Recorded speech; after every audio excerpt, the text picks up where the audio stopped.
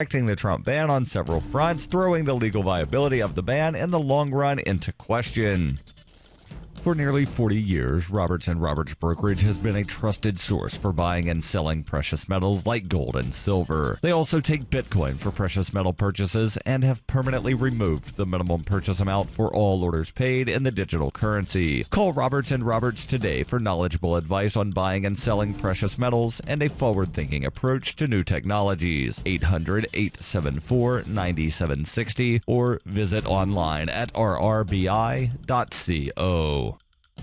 UPI reports Standing Rock Sioux officials say they want protesters to leave the Dakota Access Pipeline protest site, but they don't want protesters forcibly removed. On Friday, the U.S. Army Corps of Engineers issued an evacuation order for the camp where protesters have been gathered for several months. Tribal officials have been working with federal officials to find a way to clean the protest camp, but say they don't want raids by law enforcement. Trump has urged the Army Corps of Engineers to expedite their review of the application for completion of the pipeline. Should an easement for completion be granted, Standing Rock Sioux and their allies have vowed to continue their legal fight against the pipeline.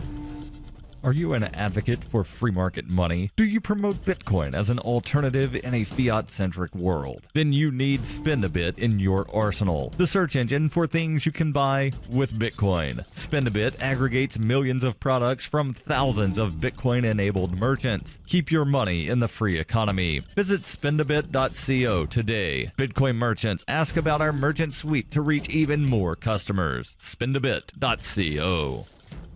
Antiwar.com reports congressional Republicans are once again furiously condemning President Trump for not being sufficiently anti-Russia this weekend following a Fox News interview in which Trump was prompted to condemn President Vladimir Putin as a killer and declined to do so. Trump, who has yet to meet with Putin, says he respects the Russian leader and sees him as a potential help in fighting against the Islamic State. When interviewer Bill O'Reilly insisted he's a killer, Trump shrugged it off, insisting there are a lot of killers. You think our country's so innocent. That predictably sparked angry condemnation from congressional Republicans who insisted America is exceptional and that any attempt to suggest any sort of equivalency between when America kills people and when anyone else does so is wrong. There was so much anger, Vice President Mike Pence felt the need to walk back Trump's comments, insisting Putin and Russia are much worse than the United States and that there is no equivalency, that Putin is a bad guy, but it's possible that the U.S. has done some bad things too. Even that is unlikely to satisfy many, for whom American exceptionalism is seen as absolute and unquestionable. Fear that Trump is going to stop short of being an eager partner in a new Cold War with Russia is likely to keep some questions coming at him, and any answer short of unconditional condemnation is likely to provoke a reaction like this. This has been FPP Radio News, online at fppradio.com. Saying that a few images of displaced refugees would probably do the trick, Americans admitted this week that they could probably be talked into another war. Citizens nationwide told reporters that if they were to see a blurry satellite image of potential nuclear weapons or footage of an evil militant group, they could easily see themselves getting on board with another major military effort. I'm not saying I'd be gung-ho about it right away, but if they called it something like a concentrated military operation or something other than war at first, I could see myself warming up to the idea. Honestly, just hearing a top official on TV say something like patriotic duty might clinch it. And in this week's op-ed pages, an area man finds it's just his luck to lose thousands at the blackjack tables every night for the past few weeks. In other news, a senator tries submitting a rejected bill to the Canadian Parliament. What mom would have wanted is evolving over the course of funeral planning. And a new report finds you're actually saving money with a Franklin Skate Center roller rink membership. This is the Onion News Network.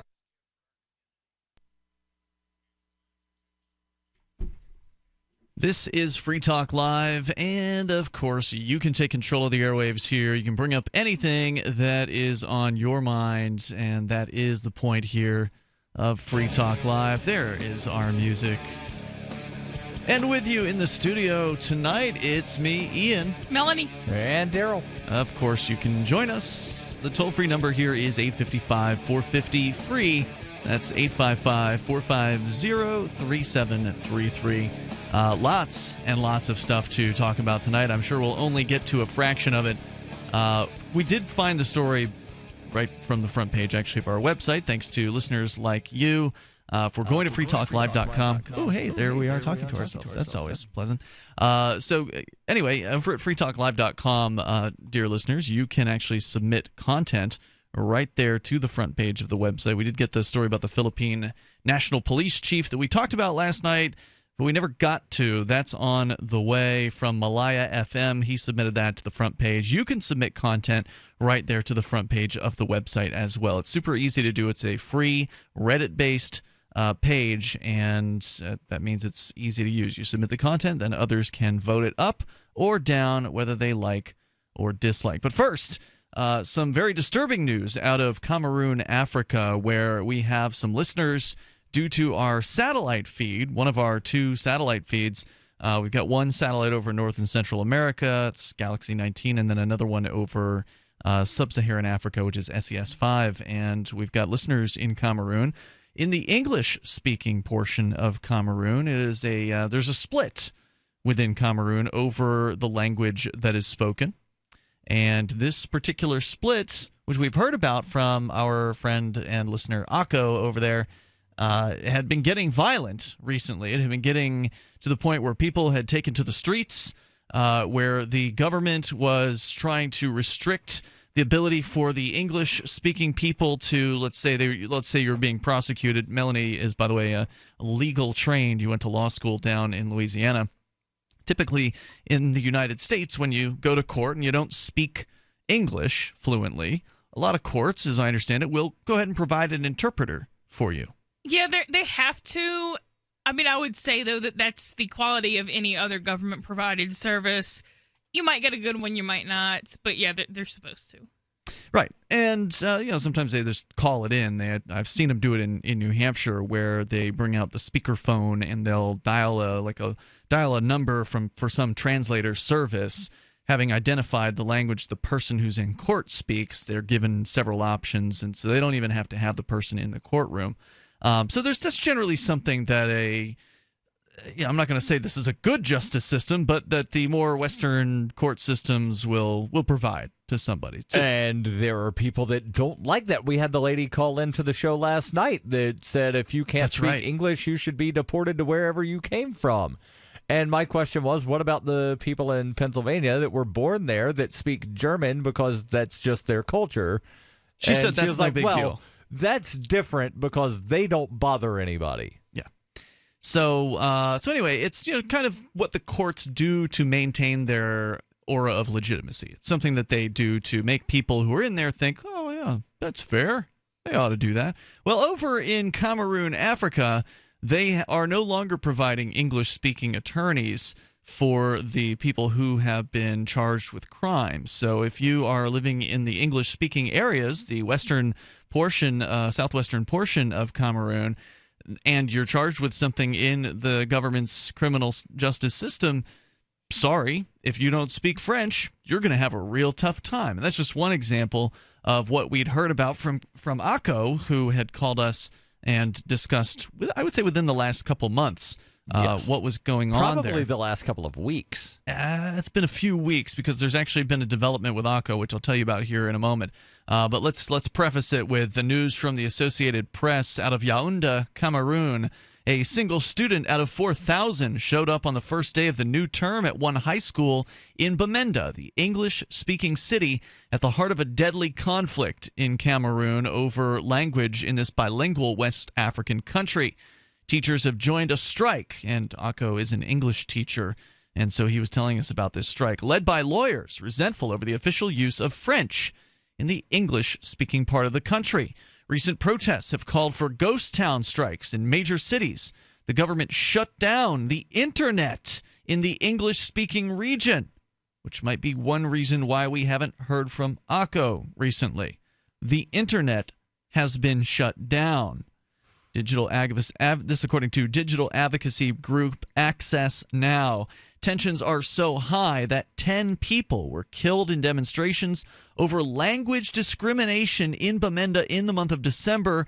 According to a coalition of human rights groups based in the city, the government sent in 5,000 troops to so-called stabilize the city. Now, of course, the government caused this problem in the first place by not allowing the English speakers to have their own language and trying to cram French basically down their throats.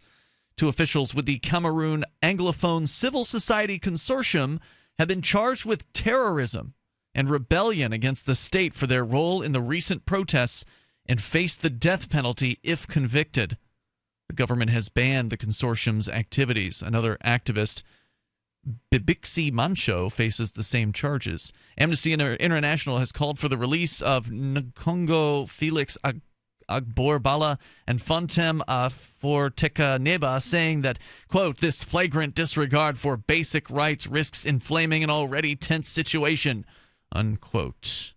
Hundreds have been arrested, including protesters who stopped the singing of the Cameroonian national anthem, dismissing it as a foreign song. Some hoisted a new flag, declaring that they are no longer part of French-speaking Cameroon.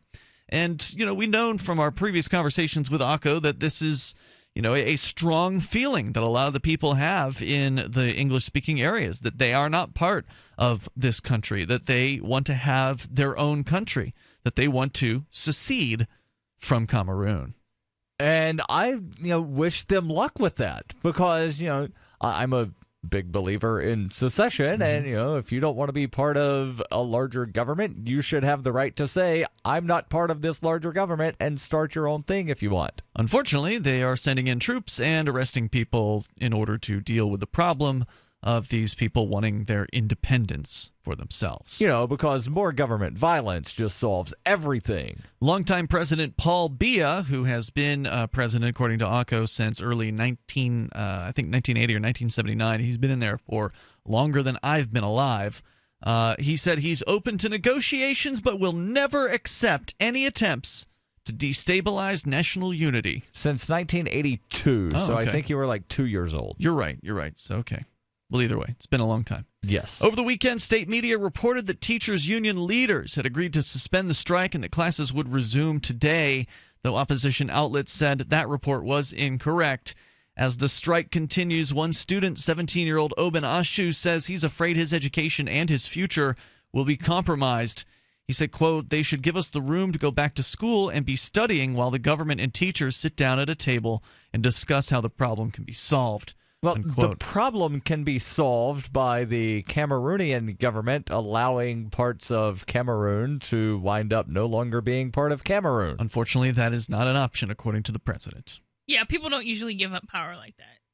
And Cameroon is made up of areas that were once colonies of France and Britain until the early 1960s. English speakers constitute only 20% of Cameroon's population, though the Constitution says that English and French should be equally important. Aren't constitutions very interesting things where they say a lot of stuff and then they get ignored? Wind up being ignored.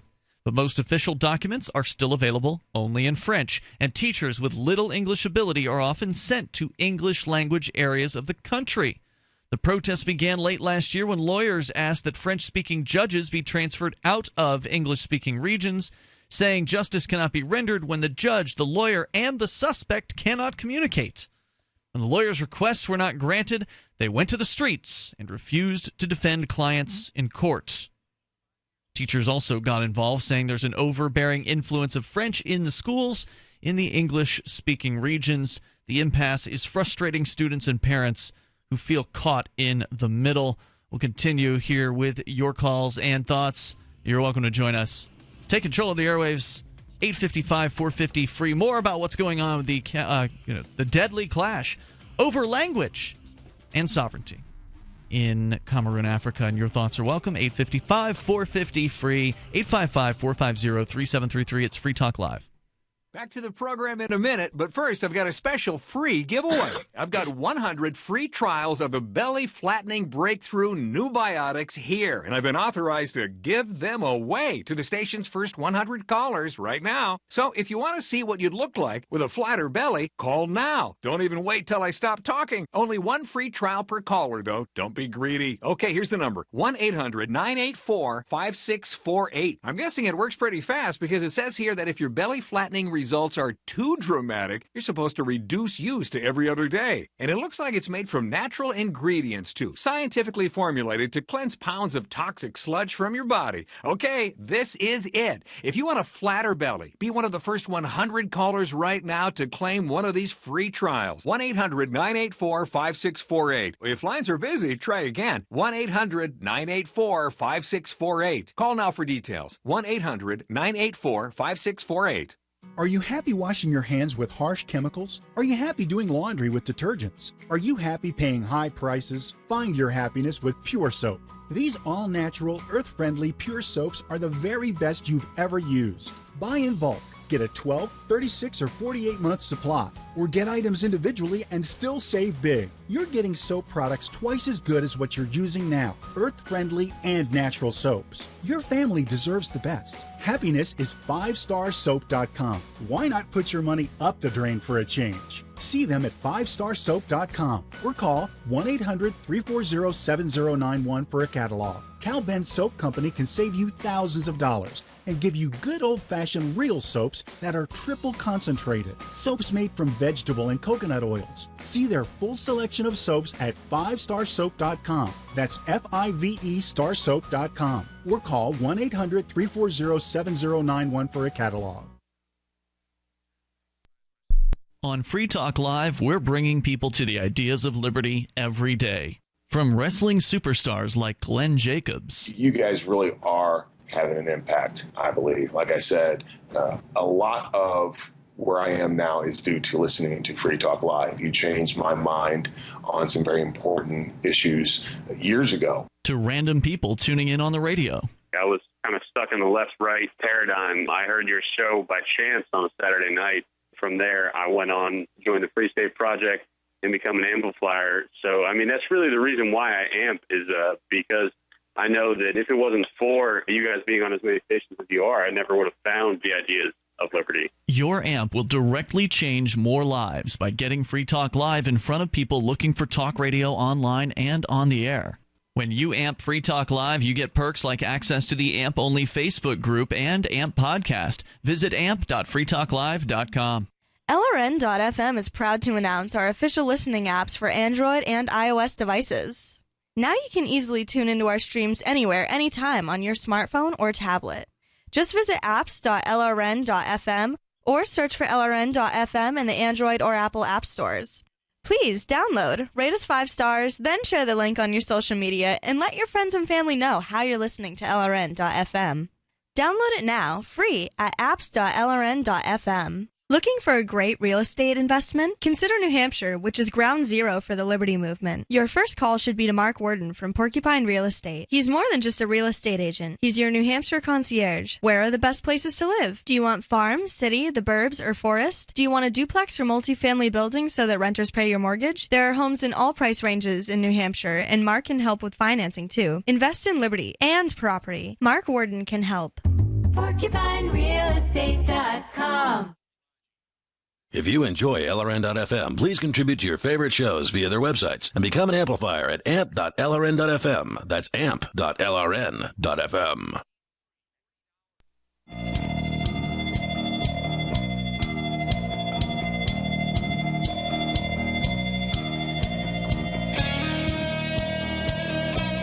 It's Free Talk Live, and of course you can take control of the airwaves here. Disturbing story out of Cameroon, Africa. The internet has been cut off to the English-speaking areas of the country, and the toll-free number here is 855-450-FREE. Should you wish to join us, you're welcome to comment. Also, we got the news out of the Philippines with the war on drugs apparently being halted, which was a shocking headline. We'll tell you more about that coming up here. With you in the studio tonight, it's Ian. Melanie. And Darryl. We do have Skype. If you want to Skype into the show, you can Skype over to lrn.fm. Do send a contact request first. That way we can approve you, and then your Skype will come through after that. It's super easy to do. Also super easy is to go to hostgator.com/FTL, and you'll get 50% off. That's 50% off of their regular hosting prices. HostGator is one of the top hosting companies out there, and they've got 24/7 over the phone or live chat tech support. They've got an easy installation for WordPress. It's one click, super simple.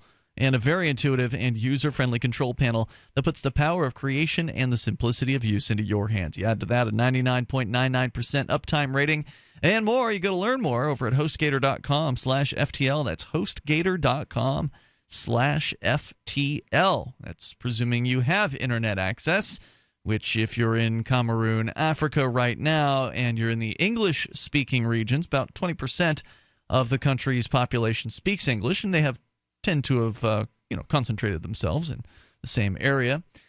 People tend to do that. Right. You are not listening to us online. If you're listening to us, you're listening to us via satellite radio right now, which they cannot cut off. There's no way for them to jam satellite radio transmissions, so thankfully you can still receive Free Talk Live, but if you want to call in, obviously you would have to dial long distance because many of you probably do not have access to Skype, which was the normal method that we would hear from Akko. And we'll give you an update on him here in moments. It's not good news. But also we're continuing here with a story from the Associated Press about what's going on over there with a protest, a strike by attorneys who were working in the court system and were upset that they were saddled with French-speaking judges, that they said, you know what, we demand that you provide English-speaking judges. How are we supposed to go to court? How are we supposed to have a chance at defending these defendants if the defendant does not understand the French that the judge is speaking, and that the lawyers, the English-speaking lawyers, also do not understand the French? Is that even really a strike? That just doesn't really qualify as a strike in my mind. That would be if they're not working, that would be a strike. Well, right, but if I went to work tomorrow and my boss was like, perform brain surgery, and I was like, but I can't. You hired me as an accountant. I don't know how to do brain surgery, and I refuse to do brain surgery. Like, I don't feel like that's a strike. Technically, if you don't go to work where you are, hired to go to work, to be there, that is a strike unless you just say, screw you, I quit. Right. Well, right, in which case you have resigned. They can't do they're being prevented from doing their job. Well, I mean, presumably they were trying their best up until the point where they got frustrated and said, screw this. We want it to be known that we're not happy, so we're going to go on strike. I mean, but if I went into a courtroom where they were speaking French, that would be malpractice. Not if I literally went into a courtroom, but if I tried to represent someone in a courtroom where they were speaking French, that would be malpractice. Well, no, you would be trying your best to help your client. It's still malpractice. Well, the malpractice, in my opinion, would be on the part of the court. I mean, you're there to do a job. They're the ones hindering your ability to do that job. You're there trying to help your client, but you don't know what to do. It's a crazy situation. And so the English-speaking teachers have also joined them in the strike. According to the story at Yahoo.com and the Associated Press, the teachers are saying there's an overbearing influence of French in schools in the English-speaking regions. The impasse is frustrating students and parents who feel like they're caught in the middle. Parent Ndip Victor says, I'm just pleading, government help us so that our children, Cameroonians of tomorrow, should go back to school so that this country should be stabilized and peaceful. And he's saying this as there are 5,000 troops occupying the English-speaking Bamenda and surrounding areas. Bernard Okalia Belay, the governor of the Southwest region, has warned the striking teachers that they will not receive their salaries unless they return to the classroom. In response, Cameroon's government has ordered the recruitment of 1,000 bilingual teachers and the transferring of teachers out of the English-speaking region if they are not fluent in the language. Still, the chairman of Cameroon's main opposition political party cautioned the president and his government against taking the situation too lightly, saying that if this thing stretches out, it might be a little too dangerous for our country. And it sounds like it's pretty bad. I mean, they've been out in the streets. There have been protests. There have been police violence. Some of the pictures that Akko had shared with us when they still had internet access were pretty, disturbing. I mean, it looks like a very unfun time to be in Cameroon. Not that it's ever really a particularly pleasant place to be from the discussions we've had with him in the past. But then I got a text message from someone purporting to be Akko. I believe it was him. Because I ended up calling him. This came in at about 2:48 in the morning, and it came in. I don't know if I should read the actual text message here, but it basically says he's been arrested. And that not only has he been arrested, he mentions that they are cutting off the internet there, so there's no way to chat with me online. Due to Google Voice's restrictions, I was unable to text him back. So I could receive texts, but I could not send a text back. I then called him after getting this message from him, because what he asked me to do in the message is to get rid of access to podcasts, which include him, saying that if the government finds those podcasts, that he will go to jail. And that's a tough situation to be in. So I'm looking for input here on, what do you do in this situation? Because, the first thing first of all, I called him because I wanted to get him on the phone. I couldn't text him back, so I called him. And to verify that it was him and not just some, scammer purporting to be him. Yeah, that's an interesting point. And I can't say for sure I could verify it because the voice was so muffled. It sounded like he was talking to me through a pillow, and I can't say for I couldn't really make out what he was saying. He probably was talking through something if he was being arrested. No. He had been arrested, out on bail.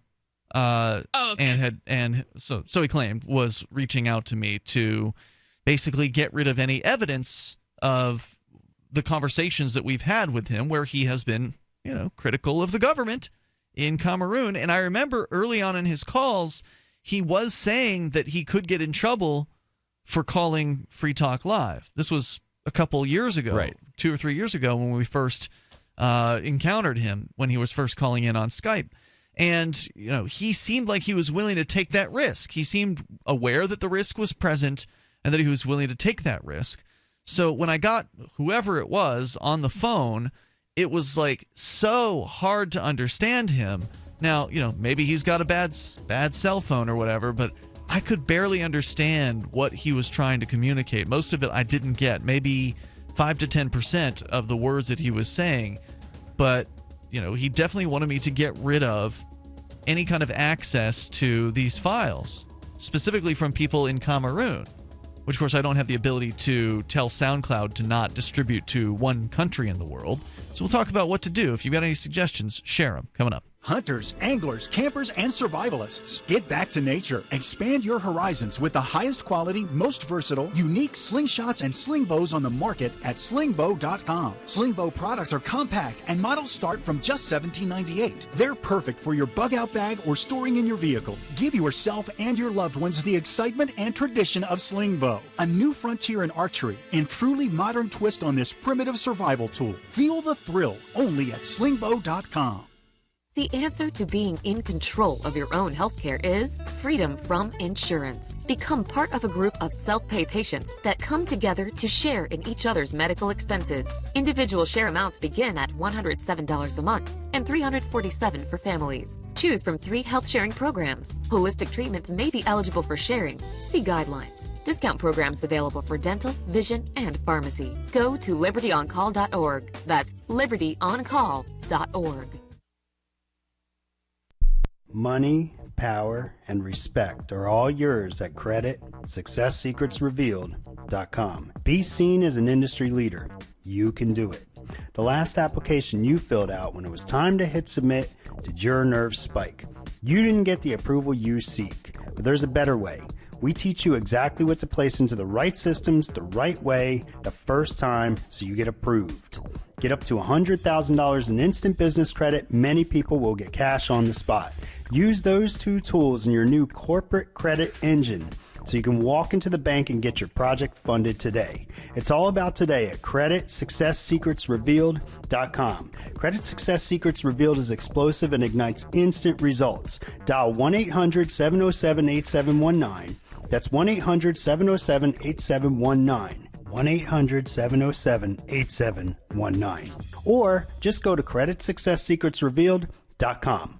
Are you tired of governments murdering people around the world? Stop using their money. There is an alternative. Bitcoin is a stateless, free market, non-political currency. Bitcoin cannot be inflated or controlled by any government. By using their money, you're helping the state. Stop doing it. You have an incredible alternative available now. Learn it, use it, spread it. Get started with Bitcoin at Bitcoin.com. That's Bitcoin.com.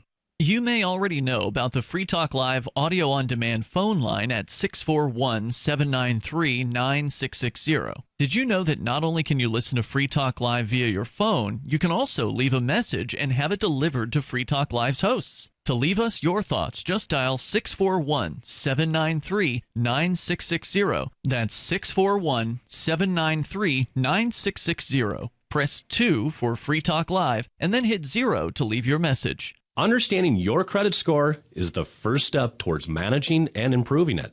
This is Charlie Sundstrom with your Van Dyke Mortgage Minute. The most influential component of your credit score is your payment history. Almost equally as important is the amount you owe on credit accounts. Also impacting your score, but to a lesser degree, are the length of time you've utilized your credit, the number of new accounts, credit inquiries, and your various types of credit accounts. To help achieve or maintain a healthy credit score, have a system set up to assure your bills are always paid on time. Don't max out your cards. It's better to have a high credit limit with a low balance. Never close old accounts. The age of these can actually help your credit score. But don't be afraid to use your credit. You need several accounts in order to have a credit score. Just keep the corresponding payments within your means. For your mortgage pre-approval and refi needs, start by visiting VanDykeMortgage.com. Corporate NMLS 3035. Van Dyke Mortgage is an equal housing lender. Charlie Sundstrom, NMLS 134251. You're listening to the best liberty-oriented audio streamed around the clock, on the air, and online. This is the Liberty Radio Network at LRN.FM.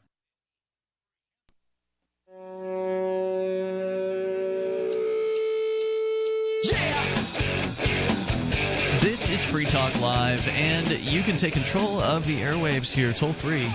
Our number is 855-450-FREE. That's 855-450-3733. We do have Skype. Skype username is LRN.FM. Tonight with you, it's Ian, Melanie, and Darryl. Disturbing story about a friend of the show, Akko, who had called a few years ago now, I think, 2-3 years ago, and was telling us all about living in Cameroon. He was listening to us on our free-to-air satellite feed there, and we were elated that the ideas of liberty were getting into Africa thanks to our satellite provider that had put us on over there. We were actually on for free for a couple of years, and then we've been paying for, per month to be on over there since, I don't know, like a year and a half ago. And so, it was really cool that the ideas of freedom, the ideas of secession, were resonating with this group of people. He was going around and helping people install satellite dishes on their homes, which many of them already have, because in a place like Cameroon, Africa, there's no such thing as cable television service. It's a very poor place. And so satellite television, especially free-to-air, is the best bet for the folks there to get information that is not controlled by the Cameroon government. And when we were on the phone with him, or not the phone, but he called via Skype. When we were, Skyping with him, he did seem to be aware that there was some risk involved in what he was doing. That is, talking with us and criticizing the Cameroonian government. But yet he continued to do it and didn't really have to pay any kind of consequence for it up until just recently, when at 2:30 or 2:48 in the morning, I was, about ready to fall asleep. I was in bed at the time, and I heard my phone go off. I'm like, oh, are we off the air? Because I've got a notice that goes off. Right. If I go off the air, I'm like, oh, God, I don't know if I have to get up. And it's someone claiming to be Akko. And again, that would be like 8:30 or 9:30 his time? Yep, bright and early in the morning over there in Cameroon. Someone claiming to be Akko, saying he was arrested last week, is out on bail. They are investigating him, his online activities and connections, and I can't find him on Facebook anymore. So I don't know if the government removed his Facebook account or if he removed it. He says, if they lay their hands on those FTL podcasts, then I am going to jail. Please help me. He then asks me to cut access to the podcasts to anyone from Cameroon. Okay, so that's not possible. Yeah, it's not possible that I know of, at least, as far as... Even if it is in theory possible, if the Cameroon government wants to get a VPN, they can get a VPN. Sure.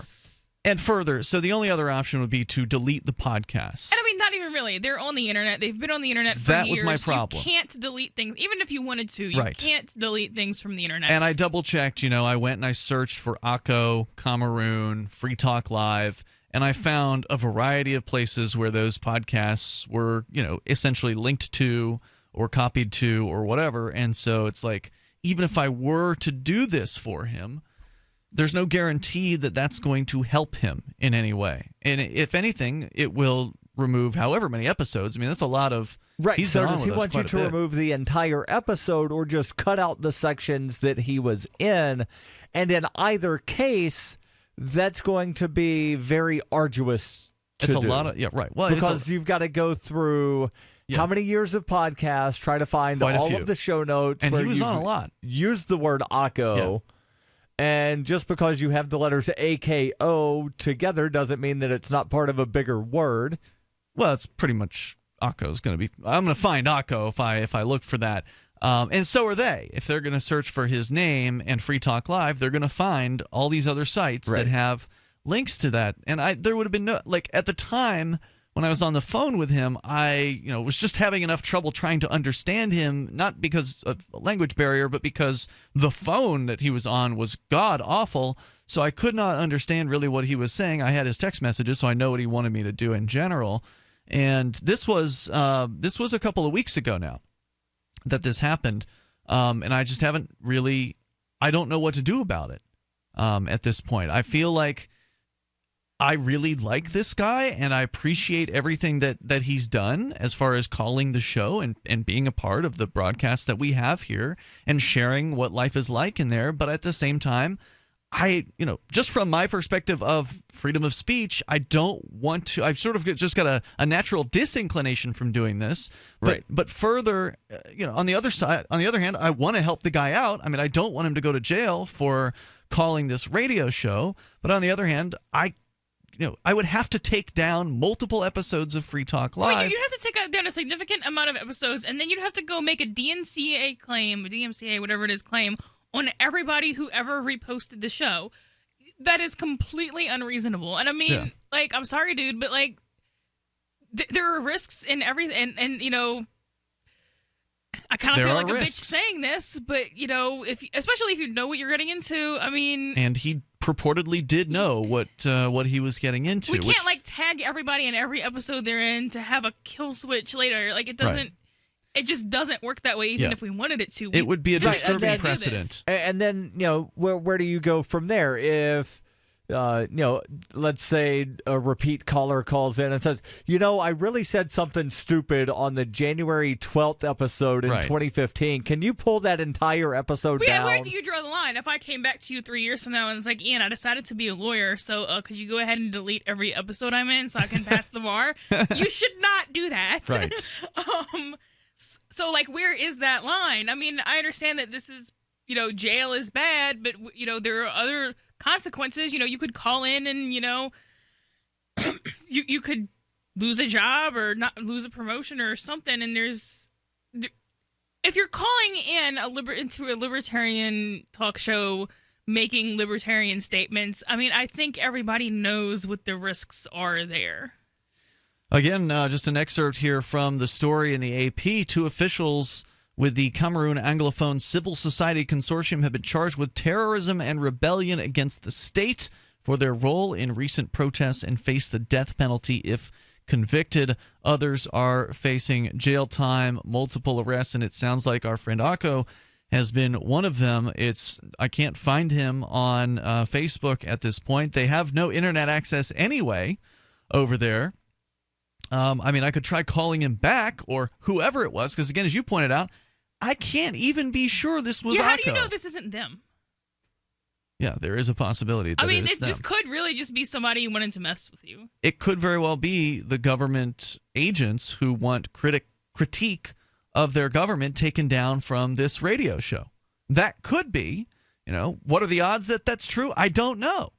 I can't verify. So not only can I not verify that it was Akko who called me in the first place, or that I called him, not only can I not verify that, but even if it was Akko, and even if he is facing these things, like you said, I can't erase this from the internet. I can't do that. I could remove the ones from the Free Talk Live SoundCloud profile, but that would create a precedent that I think is contrary to what we do this show for. Right. And again, where do you draw the line?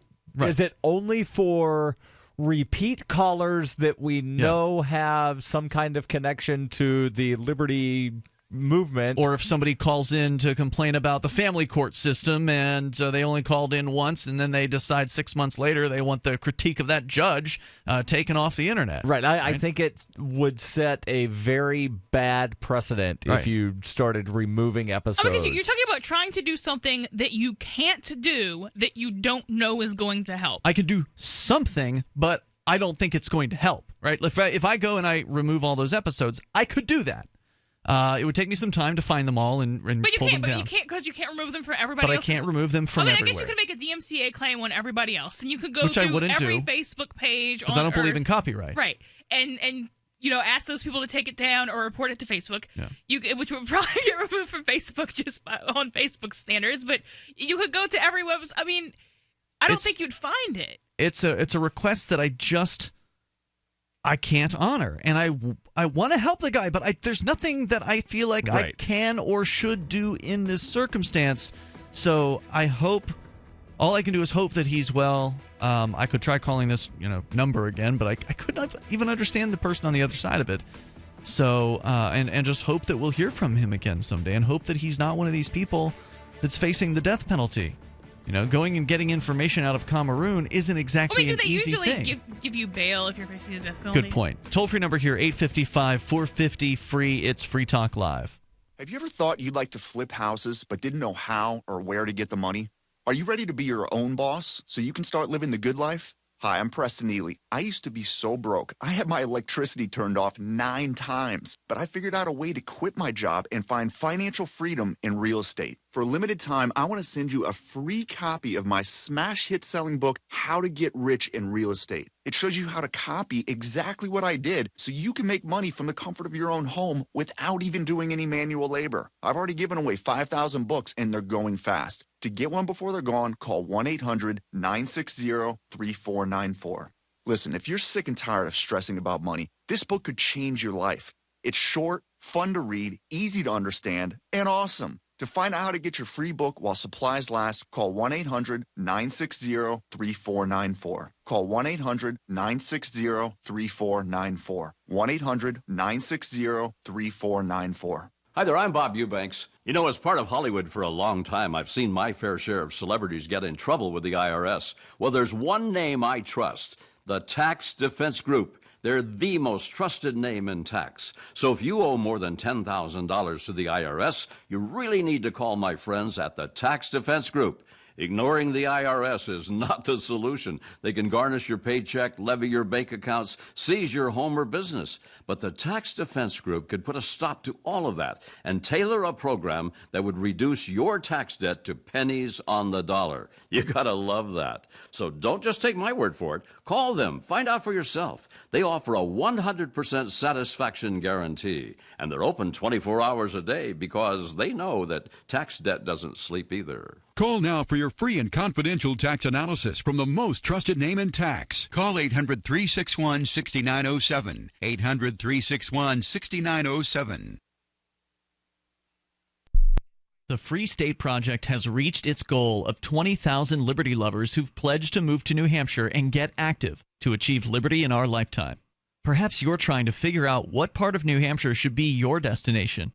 If so, consider Keene. You'll find more than 150 reasons to move to Keene at move.freekeene.com. Keene is famous for its historic, publicity-generating activism, as well as being the liberty media capital of the world. It's home to freekeene.com, New Hampshire's destination for liberty activism, news, and opinion. For years, we've been compiling over 150 reasons to move to Keene at move.freekeene.com, where you'll learn about some of what's happening here and what makes Keene a great place to live. If you love liberty, you'll probably enjoy anywhere you end up in the Shire. But do your due diligence first. Please visit move.freekeene.com for the full list of over 150 reasons to move to Keene. That's move.freekeene.com. There are lots of ways to listen to Free Talk Live. Our podcast has been around since podcasts began, and now the FTL feed is loaded with content besides our full show archives. Did you know that we make it easy for you to customize your podcast subscriptions? We have different feeds, one that includes only our full shows, one with just the Daily Digest, and one with just the Edgington Post. You decide what you listen to. It's quick and easy to customize your feeds at feeds.freetalklive.com. That's feeds.freetalklive.com.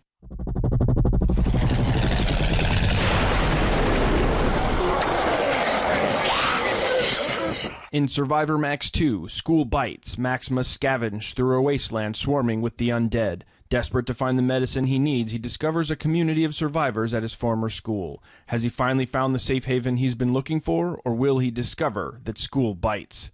Look for Survivor Max on Facebook, read reviews on Amazon, and read Chapter 1 at survivormax.com.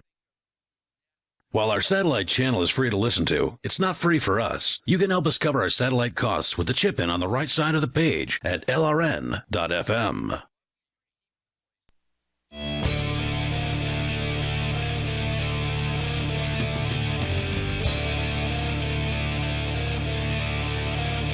This is Free Talk Live, and you can dial toll-free here, take control of the airwaves, bring up anything that you want. With you tonight here, it's Ian, Melanie, and Darryl. Freedom's Phoenix is a liberty-oriented news aggregation site. If you want the newest and freshest stories and perspective on current events from those who value liberty, then freedomsphoenix.com has it for you. Their daily dispatch is the best way to stay up to date on science, technology, historical findings, liberty news, government overspending, and the rise of the police state. It's Freedoms with an S, phoenix.com. That's freedomsphoenix.com. As we continue, we go to your calls and thoughts. Our toll-free number is 855-450-FREE. Let's talk first to Dodger in Battle Creek, Michigan, listening online via the LRN.FM app. Go ahead, Dodger. Well, gentlemen, there was a time over this past summer that I called.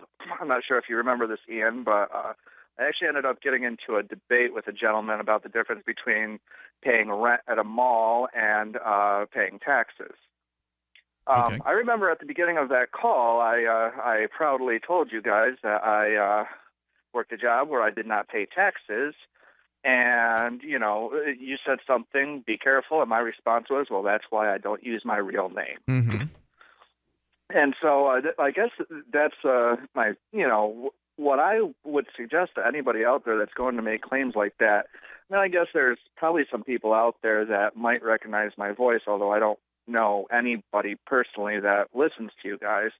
Well, I guess theoretically there could be somebody out there that, you know, recognizes my voice, But you know, besides that, you know, I do have a legitimate job now on the, you know, because I'm trying to save to get to New Hampshire. But I still, you know, I still participate in agorism because, out of principle, I don't believe in taxes, and I feel more confident saying that because of the fact that you guys don't know my real name. Mm-hmm. I guess I'll share it once I get there to New Hampshire. I'm looking at my first stop being in Keene in a couple of years, but you know, I just have to say first. But you know, where was I going to go with this? I don't know. Cameroon is what it says here. You want to talk about Cameroon, but I don't know. Well, I said about, you know, the Cameroon. I guess if Akko was you know, afraid or, you know, had some dissentment from his government, you know, wanted to dissent on the government, maybe he could have or should have used an alternate name, kind of like what I do and I hear other people doing. Well, I mean, he might have. We don't know that this. I think the most important thing right now is that we don't know that this text was him. Well, and I I believe agree with right. what you're saying. I agree with what you're saying. I just, for kind of more emotional purposes for some people, I think that that's kind of what should be focused on. I think there's a good chance he was using his real name. You know, the fact that somebody texted us who wasn't him would suggest that the real him is indeed in some sort of custody, right?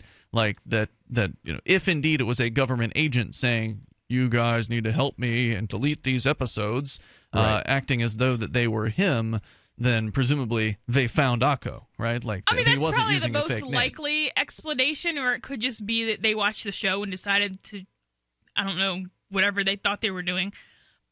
I see what you're saying. Yeah, and I mean, nobody should do any kind of activism if they're not comfortable with that risk level. And I mean, the unfortunate thing is, it does come with risk, no matter what you're doing. Yeah, it sure does. What risk anytime are you you challenge the with? state, Do that. anytime you have any kind of level of challenge, whether it's inside the political system, whether you're challenging it from the outside, anytime the state and the status quo is in some form of jeopardy because of your actions, even if it's just a jeopardy to their legitimacy, there's a chance they may fight you over it and that you might get hurt. You might have your family taken from you. You might have your freedom taken from you. You might be locked into a cage. You might have your life taken from you. And these are all possibilities. And I was going to say that's part of the reason that I actually got a legitimate job that way, because they might start questioning how I, am able to afford to live, where I live and do the things that I do. If I'm So yeah, I went out and actually got a job where unfortunately I'm paying taxes. I'm not happy about it, but essentially it's to kind of fly under the radar and make myself look legitimate at the very least. At least until I get to New Hampshire and feel more comfortable, participating in civil disobedience. Here in Michigan, I'm pretty much alone. Yeah, no doubt about it. I totally understand where you're coming from. Dodger, thank you for your call tonight. I appreciate hearing from you, and good luck as you plan to make the move out to New Hampshire. There are more people coming this way, and it's an exciting time, and people from around the world are obviously interested in coming here, and I hope that we can see more and more libertarians, voluntarists, and liberty-loving anarchists converging here in New Hampshire and getting active in whatever way it is that feels right to them. He mentioned civil disobedience. We've never really had a real kind of critical mass of people interested in that. There's always just been a handful of folks. So it's hard to really have an effect with civil disobedience unless you have large numbers. In my experience, that's not to say that you can't have the effect of drawing attention to an issue by doing a lone act of civil disobedience. You can do that. You can get conversations started. Classic example, of course, the outlaw manicurist from many years ago, somebody who was actually, giving a manicure without a license, doing it in front of the licensing agency, and was arrested. That person also understood the risk. That's right. Yep. And there are a lot of people that, and I say a lot, I don't know the numbers, but there are a lot of people that might do some civil disobedience that are just, I'm going to ignore the government because if I ignore them, they'll ignore me. And they don't have any clue. You don't exist. They have no clue what the possible punishment is because they're ignoring the government. Yeah. People who lack object permanence are probably not the best people to do civil disobedience. Right. So, I hope that we'll hear good news about Akko. I feel like there's really nothing that I can do at this point, and that disappoints me because I want to do something. And we should definitely, and even if you know the risks, and hopefully you do, we should definitely support each other after the fact, in addition to during the fact. But when it comes to asking someone to do something that's physically impossible, like remove something from the internet, there's nothing you can do here. Yeah. There have been times where I've been asked to remove content from freekeene.com by former people who've lived here in Keene and have done things. Like this one guy named Charlie was arrested for wearing a hat in Milford District Court once, and he wanted that story wiped from the internet. And, I told him, look, that's sort of against my policy. I'm not really willing to do that kind of thing. It's something you did. You can't just make that go away. And I've gotten criticized for not helping people out when they want that to happen.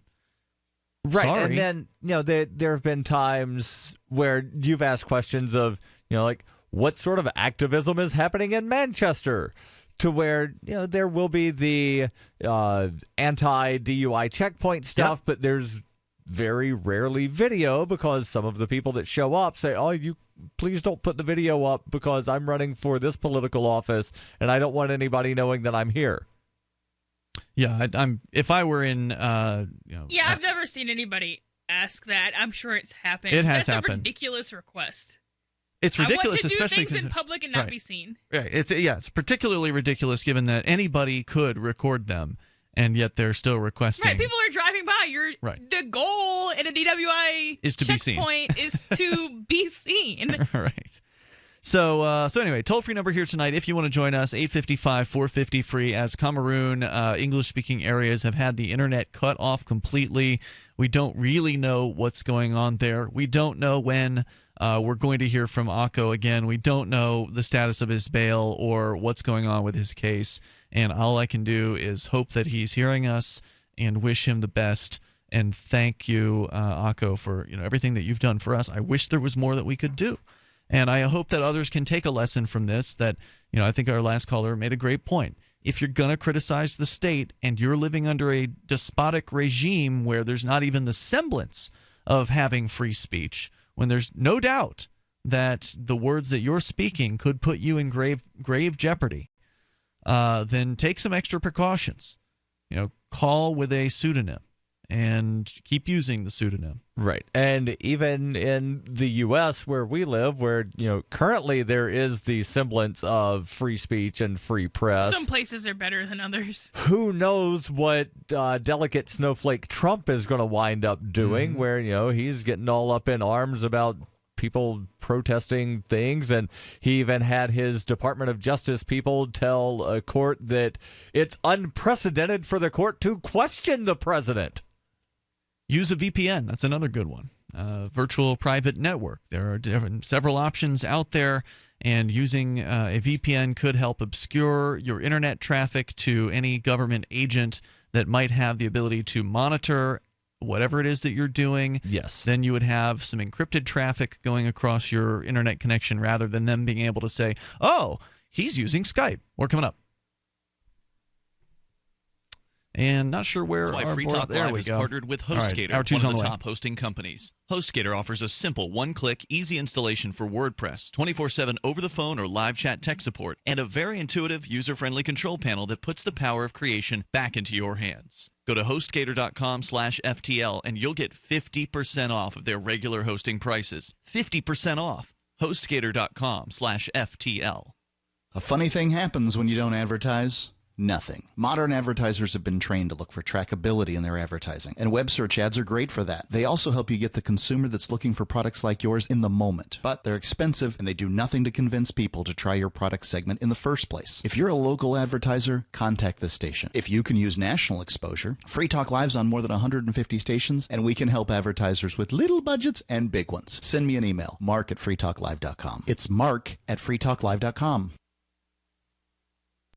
I love My Magic Mud. I drink a lot of coffee. I had stains on my teeth. Then I found My Magic Mud, and I was told it would remove stains. So I paid attention when I brushed the first time. My Magic Mud is black tooth powder, and the difference it made in my teeth in one application was noticeable. With 4, my teeth were as white as you normal folks out there. Please go to mymagicmud.com and buy a jar. There's 150 applications for $25. You can use Bitcoin, mymagicmud.com. Free Talk Live has partnered with Amazon, the largest internet retailer. Imagine a department store category, and Amazon has it. Books, electronics, office products, furniture, jewelry, automotive, toys, clothing, sporting goods, and dozens of other categories. Now you can shop and support Free Talk Live by entering Amazon through our website. Go to shop.freetalklive.com, and Amazon will send us a portion of your purchase. You're going to do the shopping anyway, so remember to enter through our site at shop.freetalklive.com. That's shop.freetalklive.com.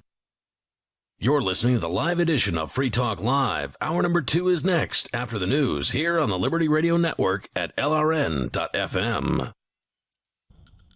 From Keene in the Shire, the Liberty Media capital of the world, this is Darryl W. Perry, host of FPP Radio News for Monday, February 6th, 2017. Silver is trading at $17.63 per ounce. Gold is valued at $1,229 per ounce. Bitcoin is trading at 1.6 cents, and the average price of Bitcoin is $1,039. Antiwar.com reports the U.S. Ninth Circuit Court of Appeals on Sunday ruled against a push by the Trump administration to reverse rulings by lower courts forbidding the enforcement of President Trump's travel ban executive order, meaning the order cannot be enforced, at least for now, pending an expected flurry of future litigation. This means everyone who could have legally traveled to the United States prior to Trump signing the executive order can enter for now, which has led to a rush of permanent residents and other legal visa holders trying to get back into the United States before another court ruling puts the ban back into place. This is a struggle for many, as those who were in flight when the original ban was signed had their paperwork seized by officials when they landed and are struggling to get duplicate paperwork. Likewise, some airlines are reportedly unclear on where the ban legally stands, and many immigration lawyers are making calls trying to get people onto airplanes. President Trump was livid at the inability to keep the travel ban in place, railing at the so-called judge in Washington who initially blocked enforcement of his ban, and declaring that if anything bad happens, Americans should blame the judge as well as the overall court system. The DOJ even went so far as to argue to the appeals court that it was improper for the lower court to engage in any kind of second guessing of a president, saying that constitutional separation of powers entitles Trump to make such wholesale bans without having to worry about courts questioning him. But while legal experts say it is unusual for a district judge to make a ruling with such nationwide implications, courts seem to be very consistently rejecting the Trump ban on several fronts, throwing the legal viability of the ban in the long run into question. For nearly 40 years, Roberts & Roberts Brokerage has been a trusted source for buying and selling precious metals like gold and silver. They also take Bitcoin for precious metal purchases and have permanently removed the minimum purchase amount for all orders paid in the digital currency. Call Roberts & Roberts today for knowledgeable advice on buying and selling precious metals and a forward-thinking approach to new technologies. 800-874-9760 or visit online at rrbi.co. UPI reports Standing Rock Sioux officials say they want protesters to leave the Dakota Access Pipeline protest site, but they don't want protesters forcibly removed. On Friday, the U.S. Army Corps of Engineers issued an evacuation order for the camp where protesters have been gathered for several months. Tribal officials have been working with federal officials to find a way to clean the protest camp, but say they don't want raids by law enforcement. Trump has urged the Army Corps of Engineers to expedite their review of the application for completion of the pipeline. Should an easement for completion be granted, Standing Rock Sioux and their allies have vowed to continue their legal fight against the pipeline. Are you an advocate for free market money? Do you promote Bitcoin as an alternative in a fiat-centric world? Then you need Spend-A-Bit in your arsenal, the search engine for things you can buy with Bitcoin. Spend-A-Bit aggregates millions of products from thousands of Bitcoin-enabled merchants. Keep your money in the free economy. Visit spendabit.co today. Bitcoin merchants, ask about our merchant suite to reach even more customers. Spendabit.co. Antiwar.com reports congressional Republicans are once again furiously condemning President Trump for not being sufficiently anti-Russia this weekend following a Fox News interview in which Trump was prompted to condemn President Vladimir Putin as a killer and declined to do so. Trump, who has yet to meet with Putin, says he respects the Russian leader and sees him as a potential help in fighting against the Islamic State. When interviewer Bill O'Reilly insisted he's a killer, Trump shrugged it off, insisting there are a lot of killers. You think our country's so innocent. That predictably sparked angry condemnation from congressional Republicans who insisted America is exceptional and that any attempt to suggest any sort of equivalency between when America kills people and when anyone else does so is wrong. There was so much anger, Vice President Mike Pence felt the need to walk back Trump's comments, insisting Putin and Russia are much worse than the United States and that there is no equivalency, that Putin is a bad guy, but it's possible that the U.S. has done some bad things too. Even that is unlikely to satisfy many, for whom American exceptionalism is seen as absolute and unquestionable. Fear that Trump is going to stop short of being an eager partner in a new Cold War with Russia is likely to keep some questions coming at him, and any answer short of unconditional condemnation is likely to provoke a reaction like this. This has been FPP Radio News, online at fppradio.com. CEO Jeff Potkel went berserk earlier this morning, becoming drenched in his own blood and the blood of several employees as he viciously demanded the staff produce more web video content, or he would, quote, kill them all. We need more videos! Videos with bands! Random videos! Funny videos! I want a video with a celebrity! I don't give a shit which one! You think this is funny? I'll show you funny!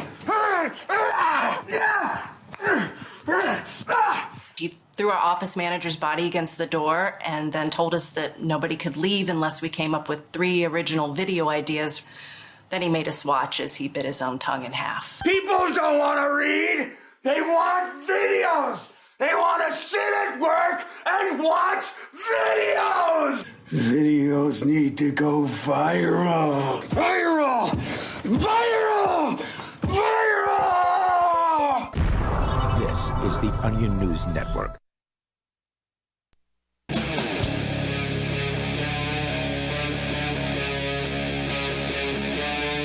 Free Talk Live. Yep, it is Free Talk Live, and of course you can join us here. Our toll-free number is 855-450-FREE. That's 855-450-3733. Tonight, it's Ian, Melanie, and Darryl. We've been talking about some international headlines of interest, specifically starting with Cameroon, the English-French division. The conflict there is continuing to worsen, and there have been arrests, including caller to the show, longtime caller, Akko, and we talked about that quite a bit. Also on the way, an update from the Philippines, where the war on drugs has been the result, or recently has resulted in thousands of deaths with folks, not just the police, but people who are vigilantes taking lives in the streets of people who they believe to be drug dealers or drug users, literally stacking up bodies into the 4,000 to 6,000 range the last time I think we talked about it. But now the police chief out there, one of the bosses, is going to be stopping the war on drugs. Apparently, we'll get into that story coming up in a bit. But first, and then also we'll talk about, up next, we'll talk about the Kremlin that is targeting Fox News. Darryl, you've got that story. Yes. But first, we go to the phones to your calls and thoughts. Toll-free number, if you want to join us, is 855-450-FREE, 855-450-3733. And that's where Sarah is in Albuquerque. Go ahead, Sarah. Yes, I'm just curious about how President Trump is going to punish New Mexico, because 3 of our counties is a sanctuary county. And Santa Fe is a sanctuary city, and UNM is a sanctuary college, by the way. And plus, we had voted against Donald Trump. 65,000 people voted for Hillary. So we're going to get dished out of some fire and brimstone from Trump. But how is the 65,000? Wait, 65,000 is just the city of Albuquerque, or 65,000 statewide? Statewide, that was the margin. Yeah, she won. Oh, that was the margin. Okay, okay. Yeah, that was the whole. I thought you were saying that was the amount of people that voted for her. Okay, anyway, go ahead with whatever. You're worried that Trump is going to somehow defund New Mexico, because he has been threatening that when it comes to California. Right. Well, that's what he promised. He said, "I'm going to choke out the federal funding from sanctuary counties, sanctuary states, cities, sanctuary universities." I think it's great news. I hope that he does, because then that will encourage those places to secede. It will encourage those places to start thinking about walking away from the federal government. I think you're taking a huge leap by saying that a lack of federal funding will cause people to start thinking about secession. Well, I mean, certainly. What else is the reason? What's the reason for what? For what else is the reason for wanting to be in the federal government? Well, there are some people. Your own money back. Right. There are some people that think we need the federal government because they have a military and they protect us from all of the mean, bad people around the world. We need the federal government because they make sure that fill in the blank. They make sure that roads get paved. They make sure that but they won't be. Puppy dogs and sunshine and rainbows. But they won't be making sure roads get paved if they're cutting off funding. So they won't have that excuse. The thing about it is that New Mexico, half of our money actually comes from the federal government. How about that? Maybe we think that we need the federal government. Well, here's the secret. Here's the secret. That money actually came from the taxpayers in New Mexico first. And other states. If New Mexico is getting that much money from the feds, they're a recipient state, they're not likely, a donor state. Given so, how poor they are. They are likely a recipient if state. we were paying federal income tax, and some of our money would be going to New Mexico. But there's still money that's coming from the people of New Mexico going into the federal government, having a chunk taken out of the off the top, then it's being sent back to New Mexico. So here's what needs to happen, Sarah. You're really good at calling talk radio. So what you ought to consider doing is learning something about secession and start calling every talk radio station in the state of New Mexico. Just get a list. You probably already have the list, right? You've got a list of talk radio stations and times that shows are on, phone numbers. You got that, right? Well, you know what? I'm not crazy about secession because that's all going to go down into a violent confrontation, which we're going to have anyway. Like Cameroon. Well, what we have now is a violent confrontation. We have this occupying gang that calls themselves the state and the feds, and they go out and violently do things to people. So if you want to get rid of them, yeah, it's probably going to be violent, but overall it might be less violent. But the thing is, civil war is coming up anyways. We all know that back of our mind, even though you deny it. I don't think I know that. Well, not you, but a lot of people have been preparing. I've talked to truck drivers. They've been stashing guns, since like 25, 30 years ago. There's a lot of people that won't tell you. But the United States federal government doesn't just have guns. They also have tanks, drones, bombs, and fighter jets. Yeah. So, and Trump's planning on increasing the number of fighter jets. There's a whole other story about how he wants to fully fund the military. I think the actual term used here is a historic investment, he claims, in armed forces. So they're going to have even more guns and bombs and planes than ever before if Trump gets his way. So, Sarah, basically what you're saying is that you're worried that the federal government is going to stop sending New Mexico's own money back to New Mexico. So, therefore, people in New Mexico would then be paying taxes to a federal government that is not giving them any kind of services whatsoever, but yet you would still want to stay in the Union because you're afraid that there might be a war that you inevitably think is going to happen anyway. Does that pretty much sum up your position? Well, it's coming. I am pretty sure that it is coming. So why not advocate secession now? I mean, why not just go ahead and hurry it along? Well, you know what? I'm not crazy about that idea. It's going to be harder than what it is to. You know what I mean? You guys think it's easy. I think it's going to be very hard. I don't think it's easy. I just think... Wait. When you say you think it's easy, do you mean seceding from the United States is easy, or the life after you secede? Huh? No, it's an idea. It's an idea, but it's to actually have it done. It's going to take violence. But no, I don't think it has to. Anyway. I don't think that's a foregone conclusion. Well, seceding from the U.S. is going to take violence. It doesn't necessarily have to. Hold on. James Buchanan did not send troops to squelch the secession that happened when he was president. It was the next president, Abraham Lincoln, that wound up sending troops. Yes, and so the troops got sent and people died. That's violence. Right, but it was not the president that was president when the state seceded that started the war. Okay, I'm not saying that the federal government is quick about things. I'm just saying that they're violent. Well, yes, we know that they're violent, but they also want to keep up appearances to some extent. And so today we have the benefit of being able to propagate media instantaneously. As something is happening, if they're rolling in tanks or whatever, somebody can stream that live to the internet. That video is going to get out. Everybody's going to see that the federal government... Hold on, Sarah. Everybody's going to see that the federal government is invading its own people, that they're killing their own... I don't think people are going to have a problem with that, though. But what I said is that the artillery... I'm not talking about the government. They already have guns. I'm talking about us, the ordinary citizens. Okay. We have been... The United States government has 27 fighter jets for every country on Earth. Yeah, we have been stealing... stacking guns away. The people that joined the military, they've been smuggling out guns. I'm talking about the regular people have been preparing for civil war for the last 30 years because they don't talk about it, but they've been stashing it away, you know. If they don't talk about it, then how do you know about it? There are a lot of people who like running their mouth, and I understand that, but these are not people who have any actual chance of overthrowing the feds, who on every other day they're big fans of on the days that they're not planning their civil war. So I don't think that these are the people that are going to help us out. Well, the thing is, I talked to these people. They said they go out into the middle of the woods. They be hiding guns. They're getting the wells prepared. They're getting their livestock. They're getting dynamite. Under civil arrest, they bought land.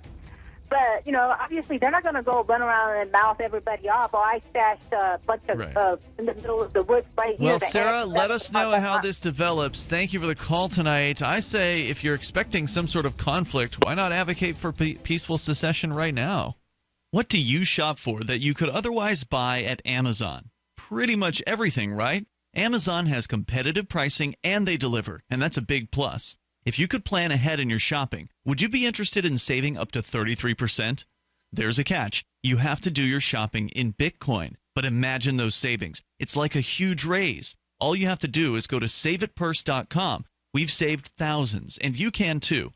Plan ahead and save. Saveitpurse.com. Here's a good idea. When you have a legal matter like creating your will or legally setting up a business with a corporation or LLC, you don't necessarily need a law firm. Use LegalZoom.com. At LegalZoom.com, you answer straightforward questions online, and they take care of the rest. They even review your answers for common mistakes and guarantee your satisfaction. Free Talk Live listeners, you'll get 10% off your order by typing in FTL in the referral box at purchase. Don't procrastinate with these important legal documents. LegalZoom.com. If you're 85 or younger, would you like peace of mind and comfort for your family? We're Final Expense Direct with an urgent message for you. The average funeral today costs over $8,000, but the most you'll get from government benefits is $255. How will your family pay the difference? We can help. Our senior plans start as low as just $1 a day and pay up to $30,000 for a funeral and other final expenses. Peace of mind is easy. There's no medical exam. You'll have lifetime coverage, and your plan can't be canceled as long as you pay your premiums. Call now for free information about our senior plans. Answer a few simple questions and receive approval right on the phone. Plus, call right now and we'll give you a discount prescription card for free. Call 800-340-5528.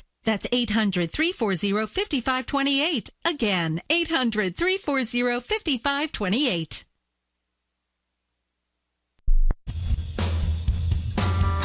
This is Michael Dean from the Freedom Teens radio show. I've run websites since 1996 and have used over a dozen web hosts in that time. AgoristHosting.com is the only one that hasn't broken my heart. Agorist Hosting's uptime and service is stellar, and their DDoS mitigation is the best I've seen.